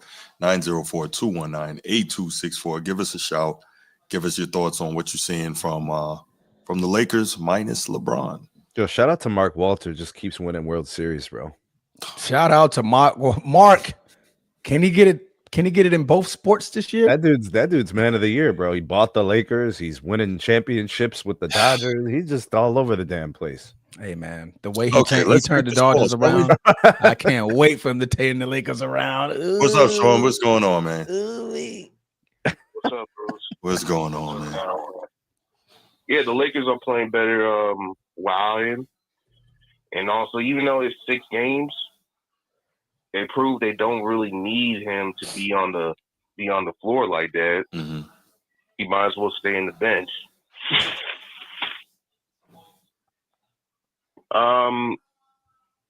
Luka, I mean, I don't know why people are shocked about Reeves when he, like in the last 2 seasons, he was scoring 30, 40 points. Mm-hmm. He was able to also make triple doubles. And also, plus, he's unselfish. Mm-hmm. I'm not trying to, sit here and also say, hey, I get it. I don't like the break, but come on, man. Like, people gotta let this stuff go, bro. Like,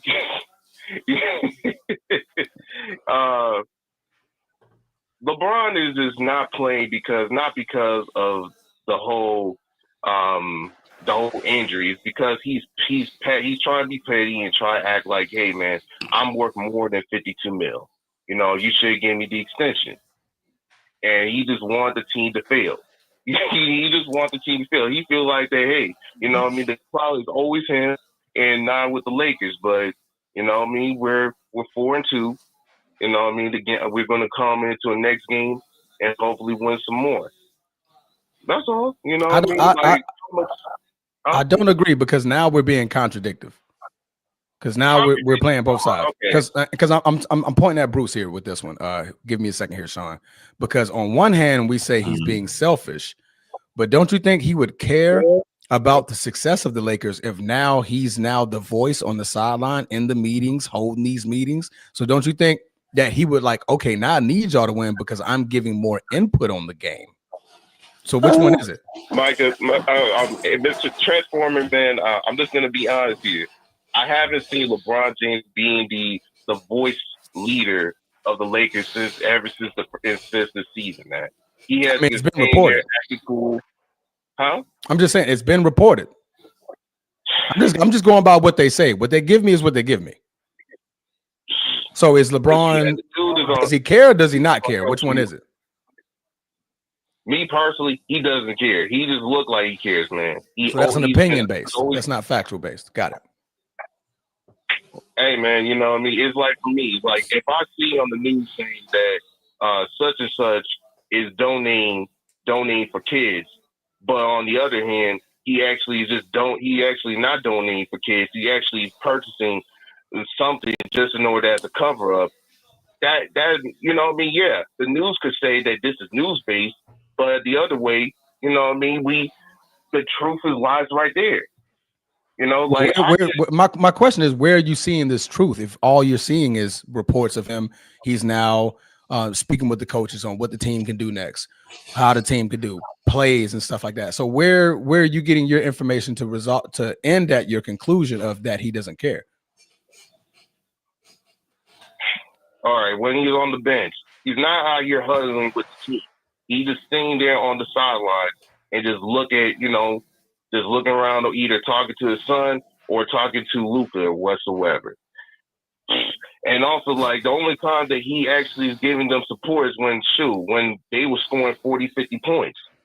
I'm be like, bruh, how are you going to be on social media just doing that? You know, Reeves, Luka, you know, you scoring 40, 50 points and yeah. Now we're splitting the hairs, man. I think now we're splitting hairs. I'll say this, Transformer. I'm not going to speak for Sean. This is what I kind of think where he's going. It's my opinion. I don't have anything backing this. It's my opinion that LeBron wants to be the reason and the why for the Lakers' success. I feel I don't have any information, so I'm making that clear.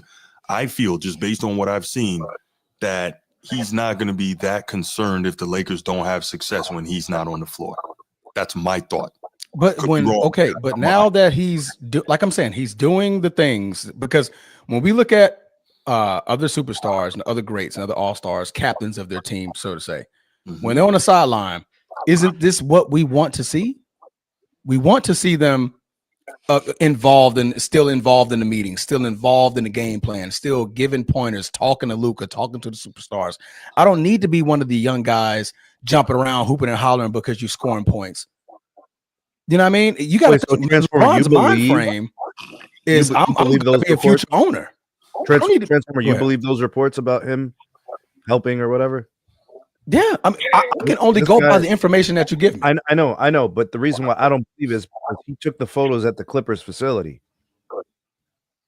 Yeah, during the offseason. When you update with me for information, then I change my opinion. But who does that though? What are you trying to say? What's the message? What I don't get what you're asking. He took a photo at the Clippers facility. What are you promoting? The Clippers? I don't. What does that have to do with what I'm talking about?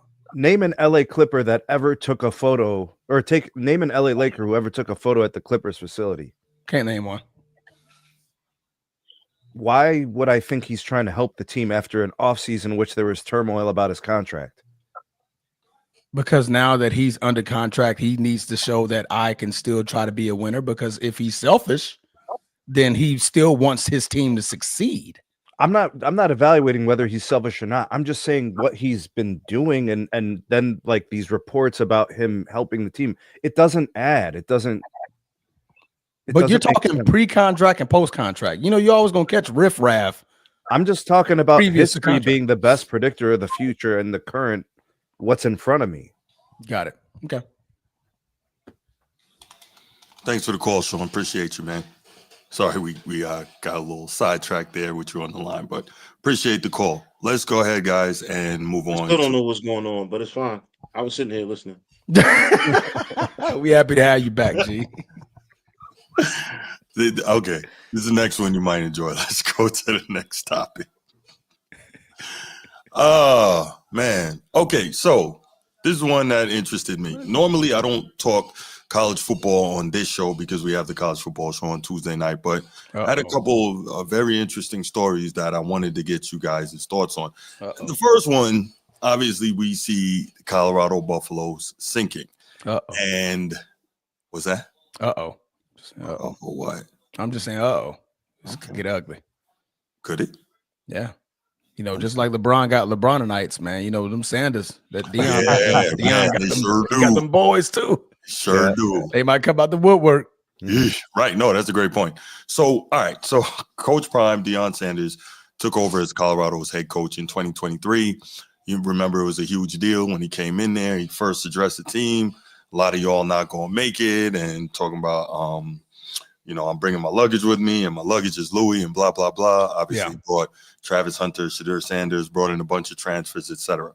And there was a lot of hype because of some early success, right, in Coach Prime's tenure. But since 2023, I think he's in his, third season now, and Colorado has a record of 16-17. Now, in fairness, they were 1-11 a year prior to Coach Prime arriving. So that's a jump. So in his first year, they went 4-8.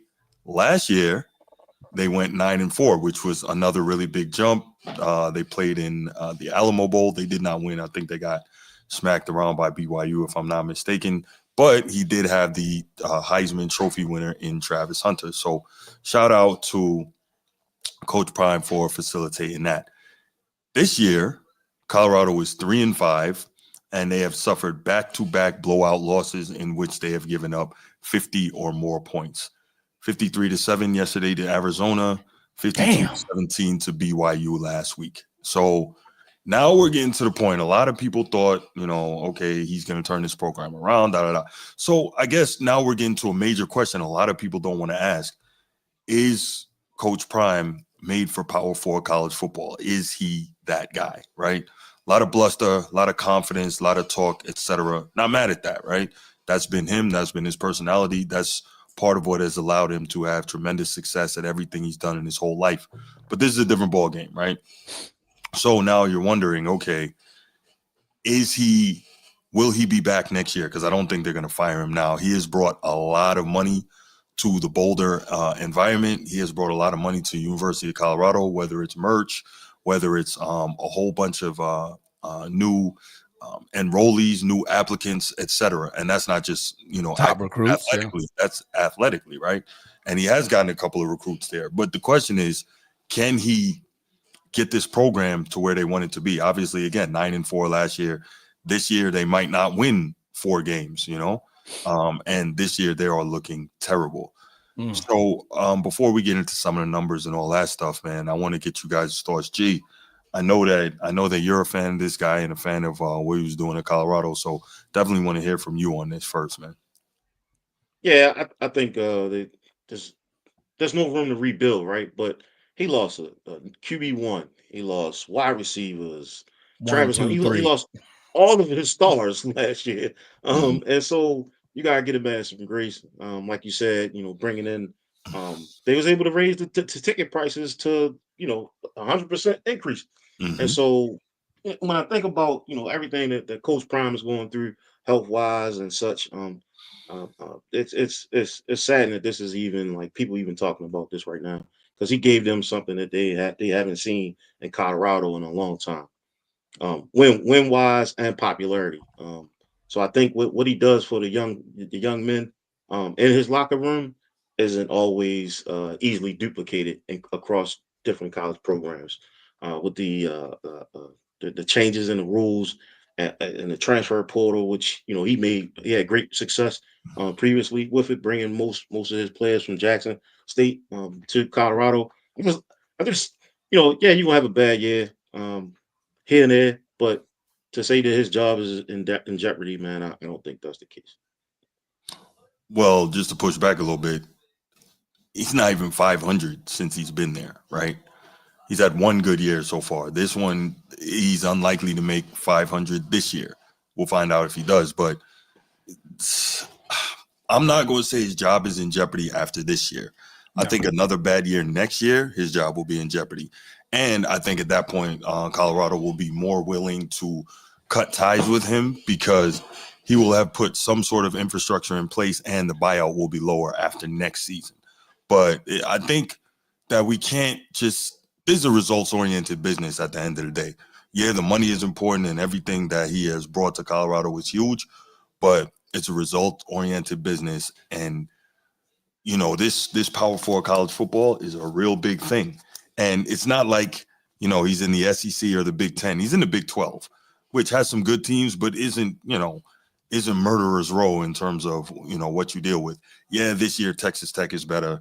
BYU is traditionally solid, and Arizona's okay, and Arizona State won the conference last year. But the Big 12, nobody, for the most part now, Texas and OU are gone. Nobody's really afraid of the Big 12, right? So I think that just to see it, the curiosity of, okay, when's he going to figure this out? And my biggest stance on this, and I think I talked to Transformer Sneed about this previously, is he going to be able to get the quarterback? And if he does, is he going to be able to get that quarterback coached up? Because he had Shedeur Sanders from the time Shedeur was in Pop Warner all the way to last year. He's never really had to deal with a new quarterback and making that connection and that relationship with a new quarterback. And he, Shedeur being his son and them having that connection, them having extra time, all these years to work together, everything was sound. I'm sure they could have looked at each other and known what play to run, what Shedeur wants him to do, et cetera, et cetera. That doesn't happen overnight. And to have a new quarterback and try to develop that, clearly he's struggling with that. I think 4 different quarterbacks played in the game yesterday against Arizona. That's a problem. So I don't know. 4? Steve, go ahead. 4. Wow. Mm-hmm. For what? That's 4 quarterbacks played yesterday for the Bucs, bro. Yeah. Did they? Mm-hmm. I didn't even know you had 4 QBs active on a roster. And they still had, it's college, so I guess they had 5 turnovers in that game, multiple fumbles and interceptions. Like, shit, they did. Mm-hmm. Mm-hmm. That's so abnormal, atypical. Yeah. So now you're wondering, like, and it's not me taking a shot at Deion. It's just being strictly objective based on the results. Is he that guy for a Power 4 program? Now, that said, I've been a believer that maybe he gets out of Colorado if he's in another spot, maybe a Penn State. I definitely think he'd have success at Florida State. No question about it. I think he would. Obviously, that being his alma mater, him being a Florida guy, being much easier for him to get the talent that he wants there, and him, again, sometimes you got to learn from your first mistake and things go better the second time around. I think he would. But the question has to be asked, is he the guy for a Power 4 program? Don't know based on what we're seeing here. Transform. Is it ugly? Yes. Mm-hmm. I mean, the expectation is that, when you lose such top tier talent to a draft, typically this happens. Now we're seeing the result of not having enough eggs in the basket before the eggs that you got in your hand hatched already. Mm. He brought this team over from Jackson State. Like the guys that were drafted from last year, they were his Jackson State players. Mm-hmm. So he already had the guys already in the saddle ready to play in week 1, right? Now he just didn't have enough ready to come in behind those guys. And I think that's the problem that we're seeing right now. Not a lot of talent that was behind Shedeur Sanders. You had a guy in Travis Hunter who was your number 1 corner and your number 1 receiver. So you lose that guy. Then you lose Jimmy Horn Jr. Then you lose Wester. So you lose your first, second, and third best receivers. You lose your first, second of your corners. You lose your number 1 quarterback who everybody thought was electric enough to go in the first round, but some odd reason didn't go in the first round. But I mean, you had him as your QB1 on your draft board, right? I did. So, Sure. So you lose all this talent, but you don't have nothing in the reserves. And I think that's what Deion is learning right now, that his reserves are bare. Not a lot of teams are putting Colorado at the top of the list coming out of high school that I just want to go play for. People coming to Colorado just off of Deion Sanders' name alone, right? So I can only imagine if was a fifth, we'll all be drunk. But if he was to come and coach at Florida State and come and take my poor ass head coach's job out here, I can't even remember his name. I said don't remember his name because I don't want to remember his name. Thank you for saying the name, but that's not what I was trying to do. But if Deion was to come to Florida State, players will be dying to come to, because one, Florida State is a top tier school. Right. The last championship, 2015, 2016 with Jameis Winston, right? 2013. There you go. So they have relevance of being a great school, a great great football team, right? Colorado isn't known for those things. So a lot of players coming out of high school like, I'm not on Deion's good list. It's been a long time since Colorado was great. Exactly, right? So he goes to Florida State. I can imagine them recruits are coming in by the boatload now, because Florida State is a top tier school. So I think that's the problem that he's running into. Obviously, he has a lot of work to do with when it comes to the off season. This season is just a wash. Obviously, G gave him grace for, losing a lot of talent. When you lose that, you had the number 3rd pick in the draft with Travis Hunter. So the expectations are there. That's when you didn't have enough in the reserves, and in these power four schools, their backups are starters just waiting to start. Yep. Right. All of his backups just were backup. That's what they were. They were backups. Right. Alabama, you look at them, they had freaking 4 top tier running backs all on the roster at the same time. Mm-hmm. All 4 got drafted in the first, second, or third round in the NFL draft of their respective years because those guys were starter quality. They just had to wait their turn. Right. Deion doesn't have that in Colorado. He had a bunch of backups who were really backups, and now we're seeing that they're backups and they're getting blown out. So that's my thing, man. Give him grace. I would love to see what he does in the offseason with his program. But again, it's Colorado. No. I mean, you gave Colorado a winning season. They got a lot to be happy for and appreciative of, of what you did for them. Yeah. But it's going to be tough to get high school students to come there. I honestly think he's building it wrong. That's my final thought. I think he's building it wrong.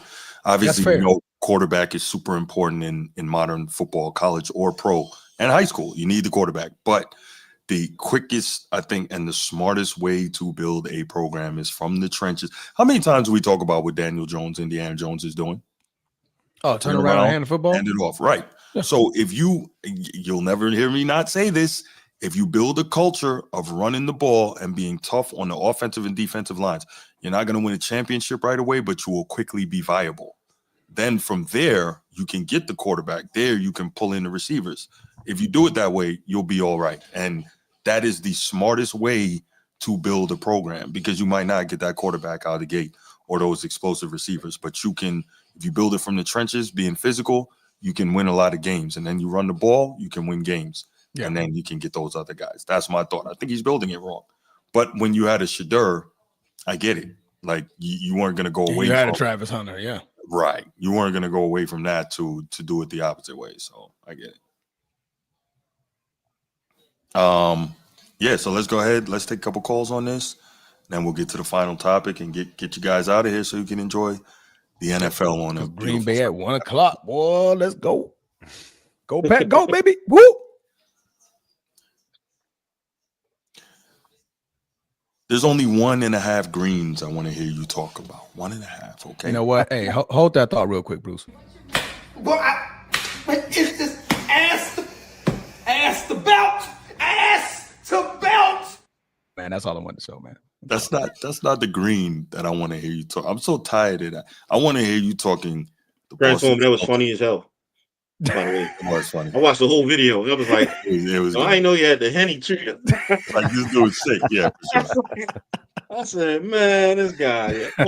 That's a good one. No, that was a great video. Celtics or the Irish? There's the only green I want to hear from you. That's it. I don't want to hear any other green. All right. Come on, man. Moving right along. What's up, Sean? Man, what's up, man? I think, I think Deion needs to be more confrontational with getting to talent scouting. You know what I mean? Like, I don't believe that the new generation I think the new generation are kind of indifferent with him and his legend status as an NFL player, man. I'm just going to be honest here. You know what I mean? I can see that. Everyone knows him as like, the cool OG, you know what I mean, with the swag, and he has sons who are talented, plus Travis Hunter. Now all that has gone. A lot of people are saying like, hey man, I don't want to go to school because you cool, but you're not giving people wins. Mm-hmm. So I think what he does is that he has to be extremely confrontational with new talent. You know what I mean? It does not really matter where he at or what level he is. You have to persuade them in order for them to come to your school. Because you're not picking schools because of how legendary you are in the NFL or even college. If they did, you would have gone to Florida. Mm-hmm. You know, because that's your alma mater. Florida State. Florida State, my bad. Yeah, well, they weren't going to hire him, but they probably would now. Huh? I said they probably would now, but go ahead. But yeah, I mean, yeah, that's pretty much the only issue. I don't believe he's gonna get fired. I Mhm. think that the whole firing thing, when it comes to like, people like, yeah, man, he's gonna get fired. I mean, you know how many It's coaches too in rushed. the NCAA who got losing careers and they have have been there for over 10, 15 years, 9 years. Mm-hmm. Like, come on, man. Like, I just think that Deion has to be more confrontational, just in order to acknowledge that, yo, you know what I mean? I used to be like you, you know what I mean? He can relate to how the generation is, how this generation is, because everyone else trying to be on this superstar, Mm-hmm. that superstar stuff and whatever. So Yeah. yeah, that's pretty much it. You know what I mean? You just need to be more confrontational. Okay. I would think he is. I think he's got an old school mentality, but obviously I'm not in his locker room or on his practice field. But I would think that he is confrontational. But I could be wrong. Well, you're gonna have to adapt, you know what I mean? He's a Because former NFL player, literally threw hands during fights, like in the middle of plays. Mm-hmm. Mm-hmm. It ain't non-confrontational. You just want him to be a better recruiter. Right. Yeah. I mean, That's for sure. yeah, like being a better recruiter, try to scout better players and also persuade them to go to school, because let's be honest here. And also, most younger players don't think of like, hey, I want to go to Colorado. Mm-hmm. Colorado is cold. It's very what's the word? Is it blue collar? But then why would they want to fire him because of him not being able to recruit to Colorado? Then you could fire every person at Colorado. You're just setting them up to fire them. I personally believe they trying to, the news trying to, saying that because, I mean, there is, the media, the media has some level of animosity towards Deion Sanders because of how confident he is, how the way he holds himself. Even when things are looking not right for him, he still look like he's winning, and they get agitated for that for some reason. So they're trying to find ways in order for him to break him down, which is lame, like the dude, for his greatness, you like, come on, man, he is prime time. He like, you trying to break up prime time? Yeah, old age, but yeah, I mean that's just what I see. I mean, the media has a tendency of like to break down certain people because they actually are jealous of them, have an animosity, and they feel like, hey man, Deion Sanders, he's not fit. He's unfit being a coach because, like, look at him. He's so nonchalant. He's not doing anything for making these kids to become NFL ready. They're not making these kids in order for them to win games and trying to win some titles. You know what I mean? That's what they're trying to do, in my personal opinion. You know what I mean? I think that they will rather, kids will rather go to the schools that has like, who's going to give me the best hope of winning a title or give me some more awards. So Deion has to push more. I mean, he has to put more effort. I even gonna say be a little bit more vulnerable with them as far as like, hey, I mean, giving them more of the emotional sense. Like, you should come over here because I could teach you the tutelage of how to become a better player. Because if you don't, I mean, you probably, even if you probably be good at college, you're probably gonna be stuck in the NFL. You know what I mean? So Deion. That's all I did. That's the only criticism that I could see from here. But outside that, this is just blatant hatred, in my opinion, from the media. In my personal. All right. Well, appreciate the call, Sean. Thank you, man. All right, Nick.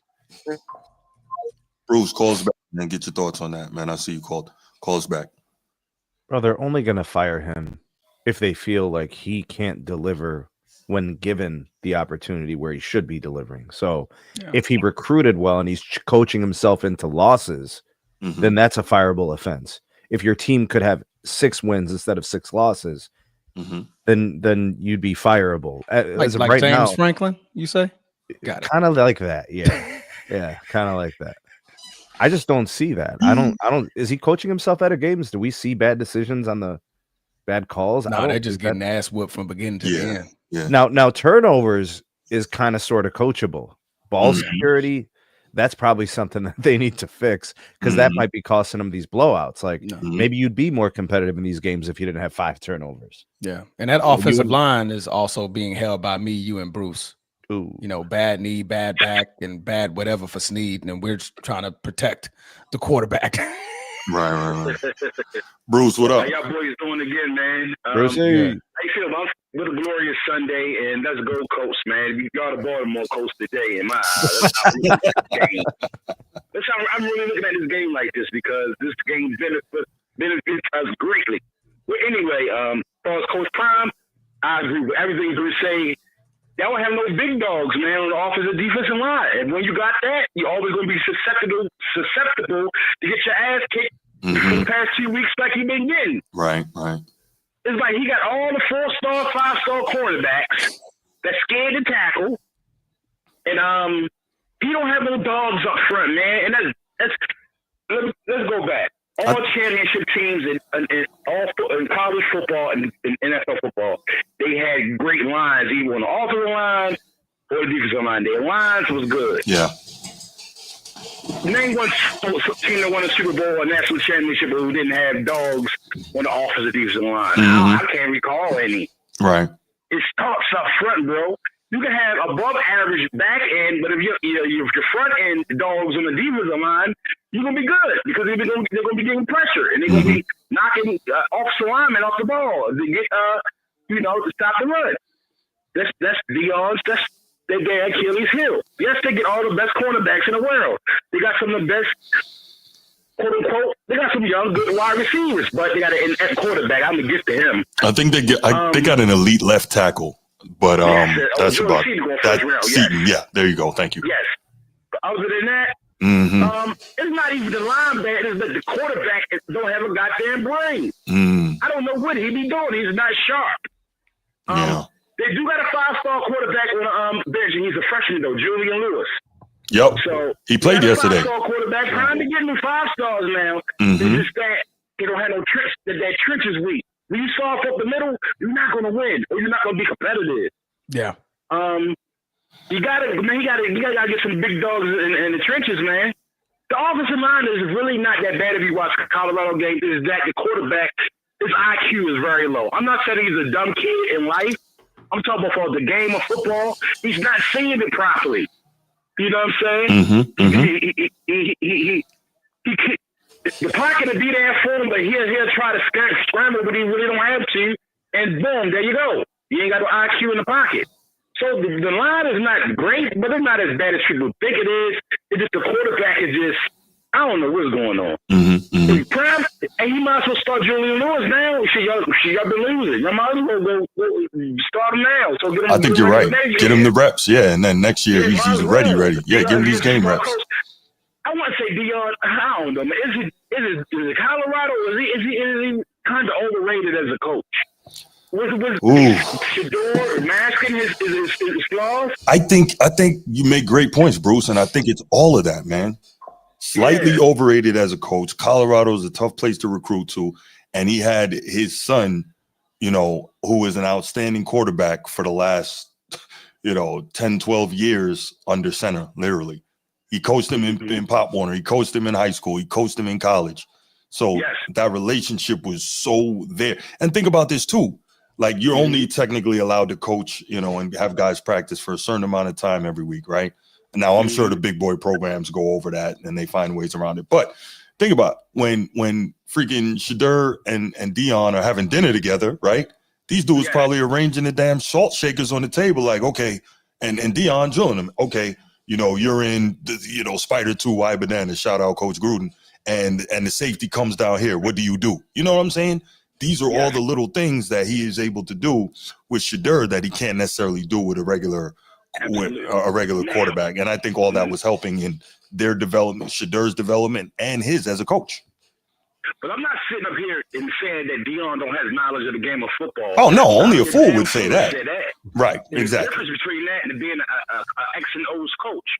Mm-hmm. I see Deion more as a CEO coach, where he let his assistants do Yeah. all the work. I agree with And that. He overruled, you know what I'm saying? So There's nothing wrong with being a CEO coach. Some people No. are. I think Saban was a CEO coach. So he I was, am- but actually they said that at least weekly he would get, because he's at his core a defensive backs coach. He still used to work with his DBs directly. But I do get what you're saying though. CBO is that type of coach, and it's not a bad thing. He's just not in the right at the right school, at the right program for that type of coaching. Yeah. Now, before I get off, I don't want to hold y'all boys up for forever. You got to remember, he got 3 Hall of Famers. I mean, he got Warren Sapp on the coaching staff. He got Marshall Faulk on the coaching staff. Yep. He got all NFL players on the coaching staff. I think the guy shined or something. He calls the plays. Everybody got NFL experience, and look at him. So it's a coaching problem too, as well. Yeah. Has he lost the locker room? Do you get people too much? Is it too much hip hop shit going on? I don't think so. There No. and, you know, I don't think so. I mean, it's cool. You know, yeah, I mean, that's cool, but I don't know. I just think you need to get out of Colorado because I don't think he got the nil money to get the guys they want to get, but he still get 5 stars and 4 stars out the portal. Understand what I'm saying? I don't know how his recruiting is coming out of high school. A lot of these guys are portal guys. Who is he getting fresh coming out of high school as a 5-star? Right. Julian Lewis. Yeah. But And that was I don't big. know, man. That was big, you know. He got that guy to flip, I think, from Georgia. Hey, he got Camardi McClain. He got the top. Then he got Camardi McClain who transferred. He was 5-star. And of course, Travis Hunter was 5-star. Followed him from Jackson State to Colorado. So he got something. It's something there. I don't know. Sometimes it looks like he's lost out there as far as coaching, but maybe I'm wrong. I don't know. I think he's a good coach. I just need to change the scenery. What you say real quick, Transform me before I get off? What you say about a Transformer? I mean, like I said, I stated my piece, man. When it comes to the whole Dion thing, right now we're judging so fast in the first year that he's having a bad season. I think it's just too much. I mean, the rumors of the firing or should they let him go or things like that. He hasn't done enough to be warranted such a thing to happen. One season after he just gave y'all the best season you've had in decades, just last season. But isn't that the problem though? The regression. And Bruce, we're gonna let you go, man. I'm gonna drop you off while Transformer continues to answer your question. Thank you, brother. Go ahead, bro. Safe. Drop you off ain't bad. No, that's not bad. But yeah, it's not too bad. Yeah. Okay. If you would have said it somewhere different, then it would have been Sneed, man. You gotta chill, Sneed. Sneed, you gotta chill. Can't say shit, man. I'm telling you. Bro. Blame New York. Blame New York. We're blaming New York City. Yes, y'all started this BS, man. Bro, a lot of what you guys have said, I mean, from Gino to Bruce, Transformer, you guys are all right about everything you're saying. It's all overreactionary. That's what it's become. Everything's hyperbolic in sports. That's kind of what it is. But like, you don't know about a person's ability as a college football program lead about the recruiting until like 5 years after. Yeah. So like he's basically been carried by Travis Hunter and his kids, right? And they were competitive and then bowl game shows and stuff. So like that's good. Now the season is down, but you know, let's see next year. You know, he's not coaching himself out of games from what I could tell. I think it's just high profile. He's a high profile person in a not high profile place. That's an unusual combination. But we'll find out in the future if he was just for the buzz or if he was actually viewed as a long-term solution for that program. Yeah. Agreed. From the There you bust go. to the eyes. There you go. All right. Last topic, y'all. Last topic. And this is from my main man, Sneed. Got what you need. Trademark. Facts. Right there. Copyright. No doubt. No doubt. All right. So let me go back a couple years. Not all the way to the Matt Wax Museum, just a couple of years. not You know how y'all do 1865. every time I say that, y'all look at me like, oh, here we go. Bro, you were there when they built the pyramid. Stop playing, bro. Back in 1642. I'm like, wait, what? I'm a history guy. Like, I really love history. Man. Y'all don't. I really do. I love history. By the way, if you love history, Dan Carlin's Hardcore History, great podcast. Anyway, moving right along. Really great podcast. So couple years back, Georgia won the national championship in 2021. You all remember that. And everyone was ranting and raving about how this is the greatest defense historically that we've seen in college football, at the very least in modern college football, right? They were incredible. It was great, Bruce. It was a great. No, it was. Yeah. It was. Yeah. No, I think I want to say, did they give up less than 10 points per game? 10.2 points per game. That's what they gave up. You remember the pressure? You remember the rush? Yeah, absolutely. Just physically dominant. Couldn't run on them. Let's see, I have the number here. 78.9 rushing yards per game. So they forced you into throwing the ball. And like you said, they got consistent pressure. Jordan Davis was on that team. Well, basically half of Philadelphia's defense, right? Nakobe Dean, Jordan Davis. Who's the other defensive tackle that's in Philly? Jalen Carter. Jalen Carter. All those guys were on that team. There's a lot of dudes in the league from that defense. Anyway, they gave up 269 yards per game, which is crazy in the modern era, and 190 passing yards per game. And everyone was ranting and raving about how great this defense was, historically great. And it was. However, let's come forward 4 years.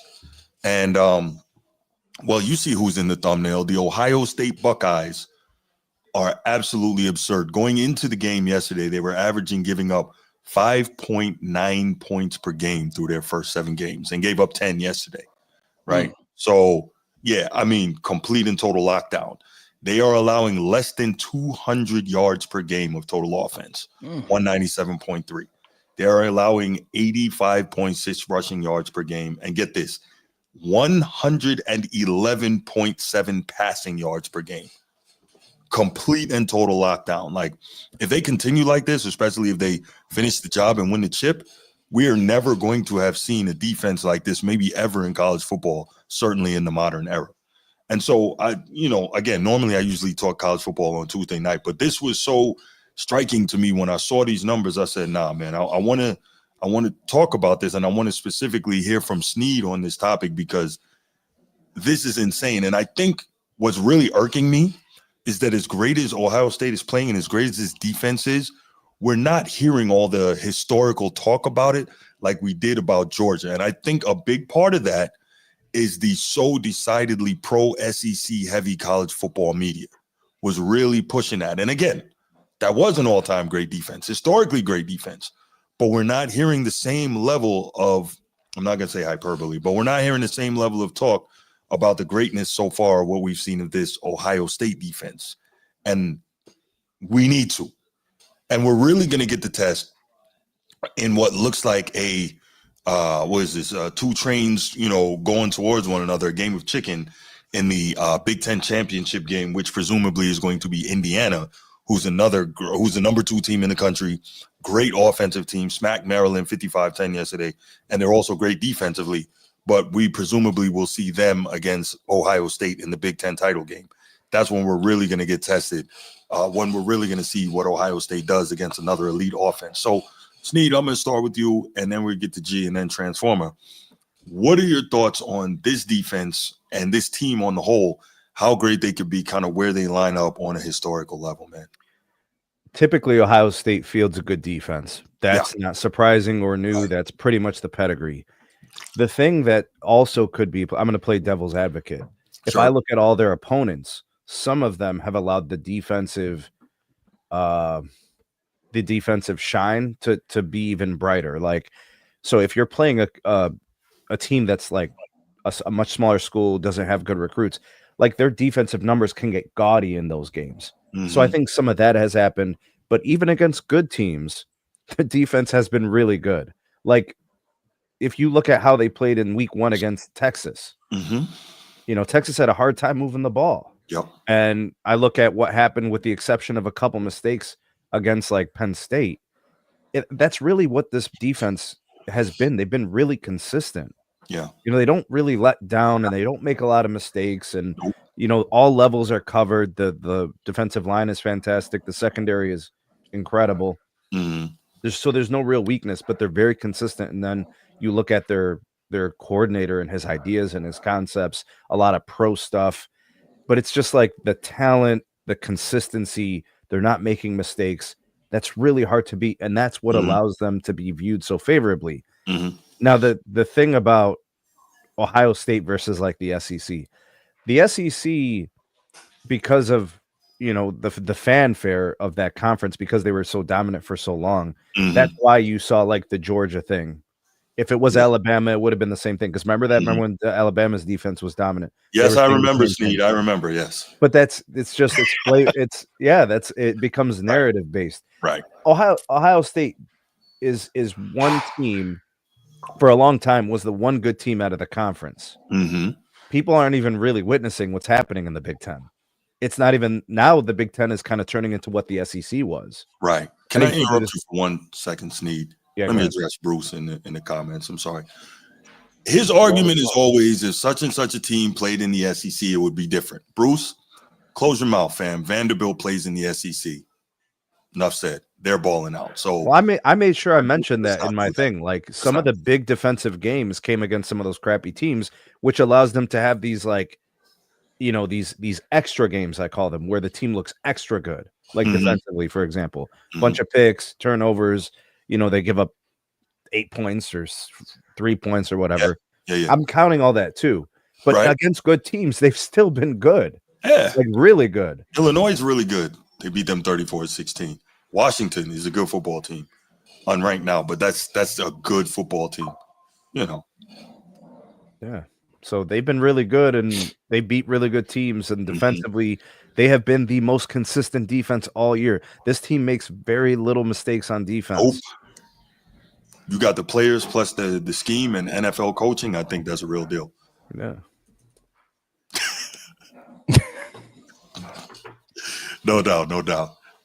It's all great points. Sneed, Transformer, where are you on this, man? Because what we seeing from Ohio State, man, holy cow, they're for real.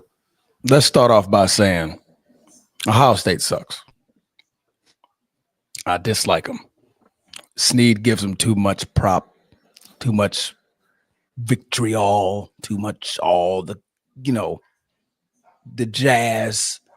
They suck. The Jazz, they suck. No, I'm messing with you, man. No, State has only given up double digits to 2 teams all year. That's elite. And they have not given up 20. They've not given up 20. They have not. No team has surpassed 20. But what you said earlier, because you said nobody's talking to them like the Georgias and the Bamas. Looking at their schedule, that's why. Unfortunately, their competition isn't the SEC like the band, like everybody isn't top 10 or ranked top 15 or top 20 like your Bama, then your Texas A&M and your Tennessee. Like those teams aren't all there for them to be like, okay, now they're just knocking off everybody in the top 25, right? And that's unfortunate for Ohio State. That has nothing to do with their play. That's just unfortunate for them that they're just taking care of business when they need to take care of business, which is going to dominate whoever the hell we play, right? That's more so the reason why you're not hearing too much about Ohio State, because of that. And the SEC is all about the SEC. Everything is SEC. It's S and then E and then C. And if you ain't got those 3 letters up in your thing, then we ain't got nothing to talk about, right? But Ohio State is doing a magnificent job, man. I mean, defensively, they play like an NFL defense thanks to Matt Patricia. I almost said Ryan Day. That's your freaking head coach. Right. But Jeremiah Smith is a dog. I mean, you look at every position on that Ohio State team, you're like, damn it, they're elite everywhere. There's like really no fault to that team, and that explains a good reason and purpose why they're just dominating, taking care of everything in front of them. This Indiana game, this should be where they announce their buzz, right? And get that SEC type of loudness coming to them, because if you can go in there and you could dominate Indiana the way you've been dominating everybody's like, oh, okay. My bad, Ohio State. I think we should talk about you more. My bad. If you hold them to 10 points or 13 points or something like that, or let alone if it's single digits against that high-powered Indiana team, our bad, Ohio State. You're going to see it. A lot of networks shut their mouths and be like, okay. Right. And start recognizing them for what they are. But that's more so the reason why, because Alabama's going to play Georgia, then they're going to play Texas A&M. They got to play Texas. They got to play those other big big SEC teams, and whoever comes out on top, that's the team that they're going to talk about a lot. Right. I think Georgia and Bama been on top of the mantle for the last decade and a half. Right. So when they play each other, of course, that's going to get a lot of notoriety.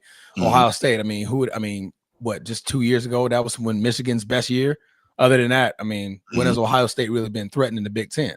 Right? They've been the top dog for quite some time. So I think that's more so the reason why. Great point. But that has nothing to do with the fact that Ohio State is literally dominating everybody that they play. Yeah. Yeah.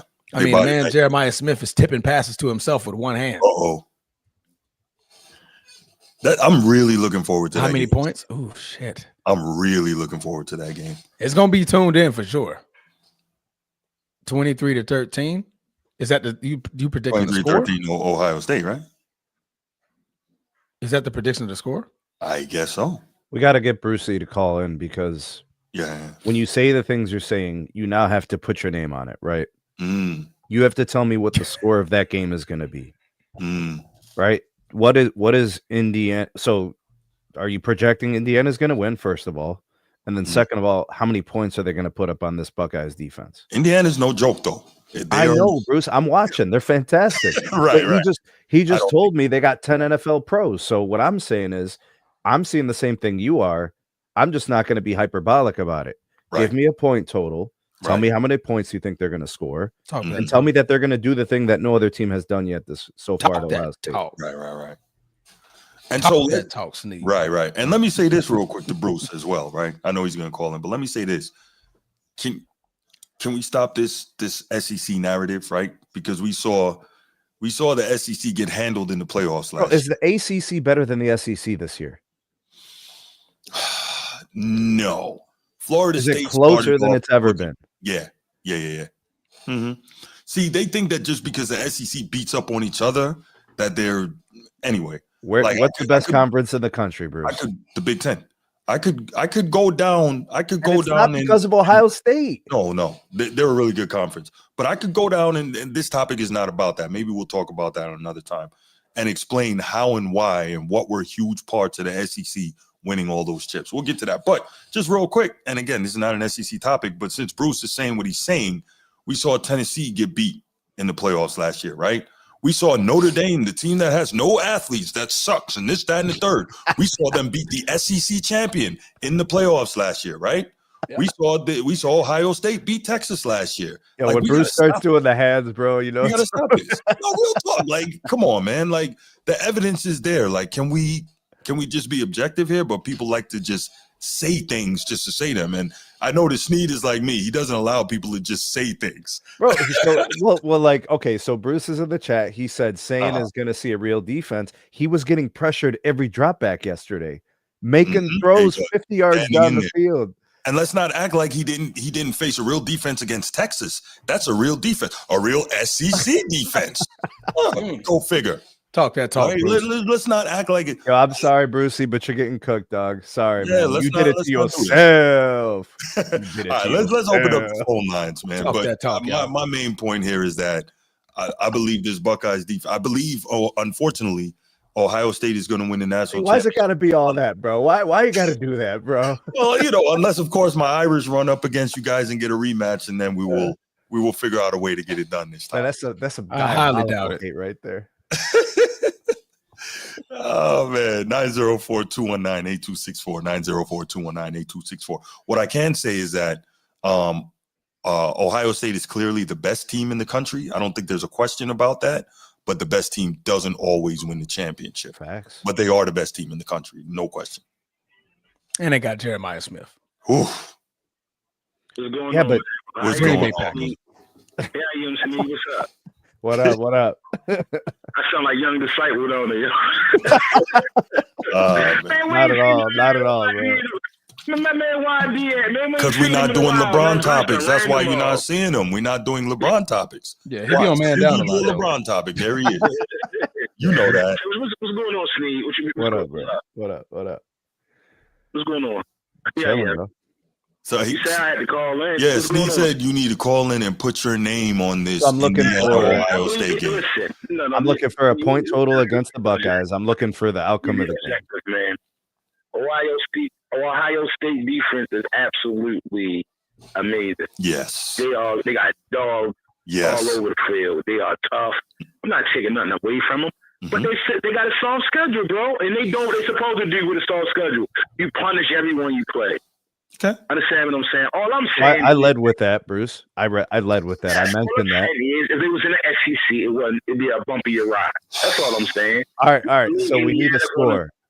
We need a score. Indiana versus Ohio State. Indiana going to beat them. It's going to be like a 23-13 game. Saying going to have a tough game. Hey, those Indiana boys got like 10 future Hall of Famers on their team, man. I mean, I'm not the Hall of Fame. Let's say goddamn Hall of Fame. Right. 10 future NFL draft picks. I've been watching them. No, that's a good team. Ohio State got? How many NFL talents do Ohio State got? That's what I'm saying. They match with Ohio State. Indiana don't look sexy. Indiana, you think of as a basketball school. You know what I'm saying? You see Indiana. They got guys. They are loaded, bro. They are. I just think y'all going to have a tough time with them. So I'm going to put a score on it. It's going to be like a 23-13 game. They're going to beat them like that. Wait, who's going to be who like that? Indiana going to beat Ohio State about 23-13, something like that. 27-17, around that number. It'll be nothing crazy. I will tell you, Bruce, if that happens, I'm coming to you for the lotto. Right. I'm going to call Haram and I'm going to play the lotto and I'm going to make sure I give money to charity. Or me. I'm going to go with you. If they was in the SEC, the almighty SEC. You mean the team whose champion got beat by the Irish in the playoff last year? Those guys? With a team that didn't have a quarterback. I mean, come on now. No, we're not doing that. No. They're almighty. They don't need a quarterback. They could win with me out there. They're from the SEC, remember?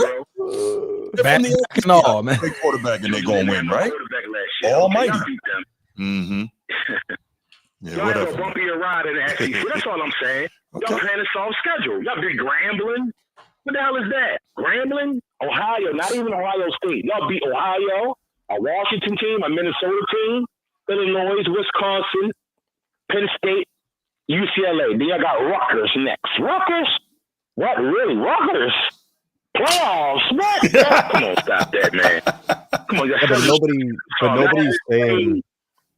Y'all not playing in no tough conference like Roll motherfucking Tide. We beat five ranked teams in a row. Y'all not playing no tough schedule like that. Now let's see when y'all play Indiana in the Big Ten championship. We will see. And I gotta go, man, because this game on. I ain't got no time to talk to you no more. What I want to know is, does Bruce know how many ranked teams beat Ohio State in the last 5 years? Oh. Okay, that's cool. I'm talking about this year. We ain't going in the past. Let's talk about this year. How many ranked opponents have beaten Ohio State this year? We'll talk about this another time, bro. Right now, I got locked in. I ain't got no time. The Baltimore played. Why you getting no time? Another time, bro. All right, brother. You have a great one, man. Thank you for the call, man. I talk to you, brother. All right, bro. Oh man, I gotta admit, bro, his calls are the best. But seriously, he put a score to it. He 27 to 13. Damn, bro. Yeah, he definitely did. I respect that. All right, well, let's leave it right there, y'all. Thank y'all, fellas, for joining me this morning. Appreciate it. It is 1300, perfect, right on time. Perfect time. Watching some football for the rest of the day. I got to take Ben to Wing Chun. So I wanted to game one in the car. I had one more thing, man. Yeah. G, man. Let's talk about that Ravens defense real quick before you go. Unmute your mic first. Then talk about that Ravens defense. We won Thursday. That's right. And only gave up 6. We'll take That's all I got. Yo, they just traded someone, man. Jair Alexander to Philly. Yeah. Got 20. No, he played like 2 games. Second-round pick. Yeah. And both of them. Get him out of here. He better not go up there and start balling. He better not go up there and start balling. I'm gonna be like, for real. You know how it goes, bro. We got to play him next week too. That knee ain't gonna hold up. Damn. All right, y'all. Thank you so much for calling, man. Hit that like, hit that subscribe, hit that share, and hype one of these videos, man. Appreciate y'all. We will be back. Tomorrow night, maybe Tuesday morning. Don't know yet, but maybe Tuesday morning. Maybe Tuesday morning, yeah. Do the NFL weekly wrap up. And then Tuesday night we got the college football show. Wednesday night we back here with the 4 topics. So enjoy. If you're looking for more content and you're new that you haven't seen, just check the archives. We got tons of shows on here, man. We do it. We appreciate all y'all being here, and we out. Peace.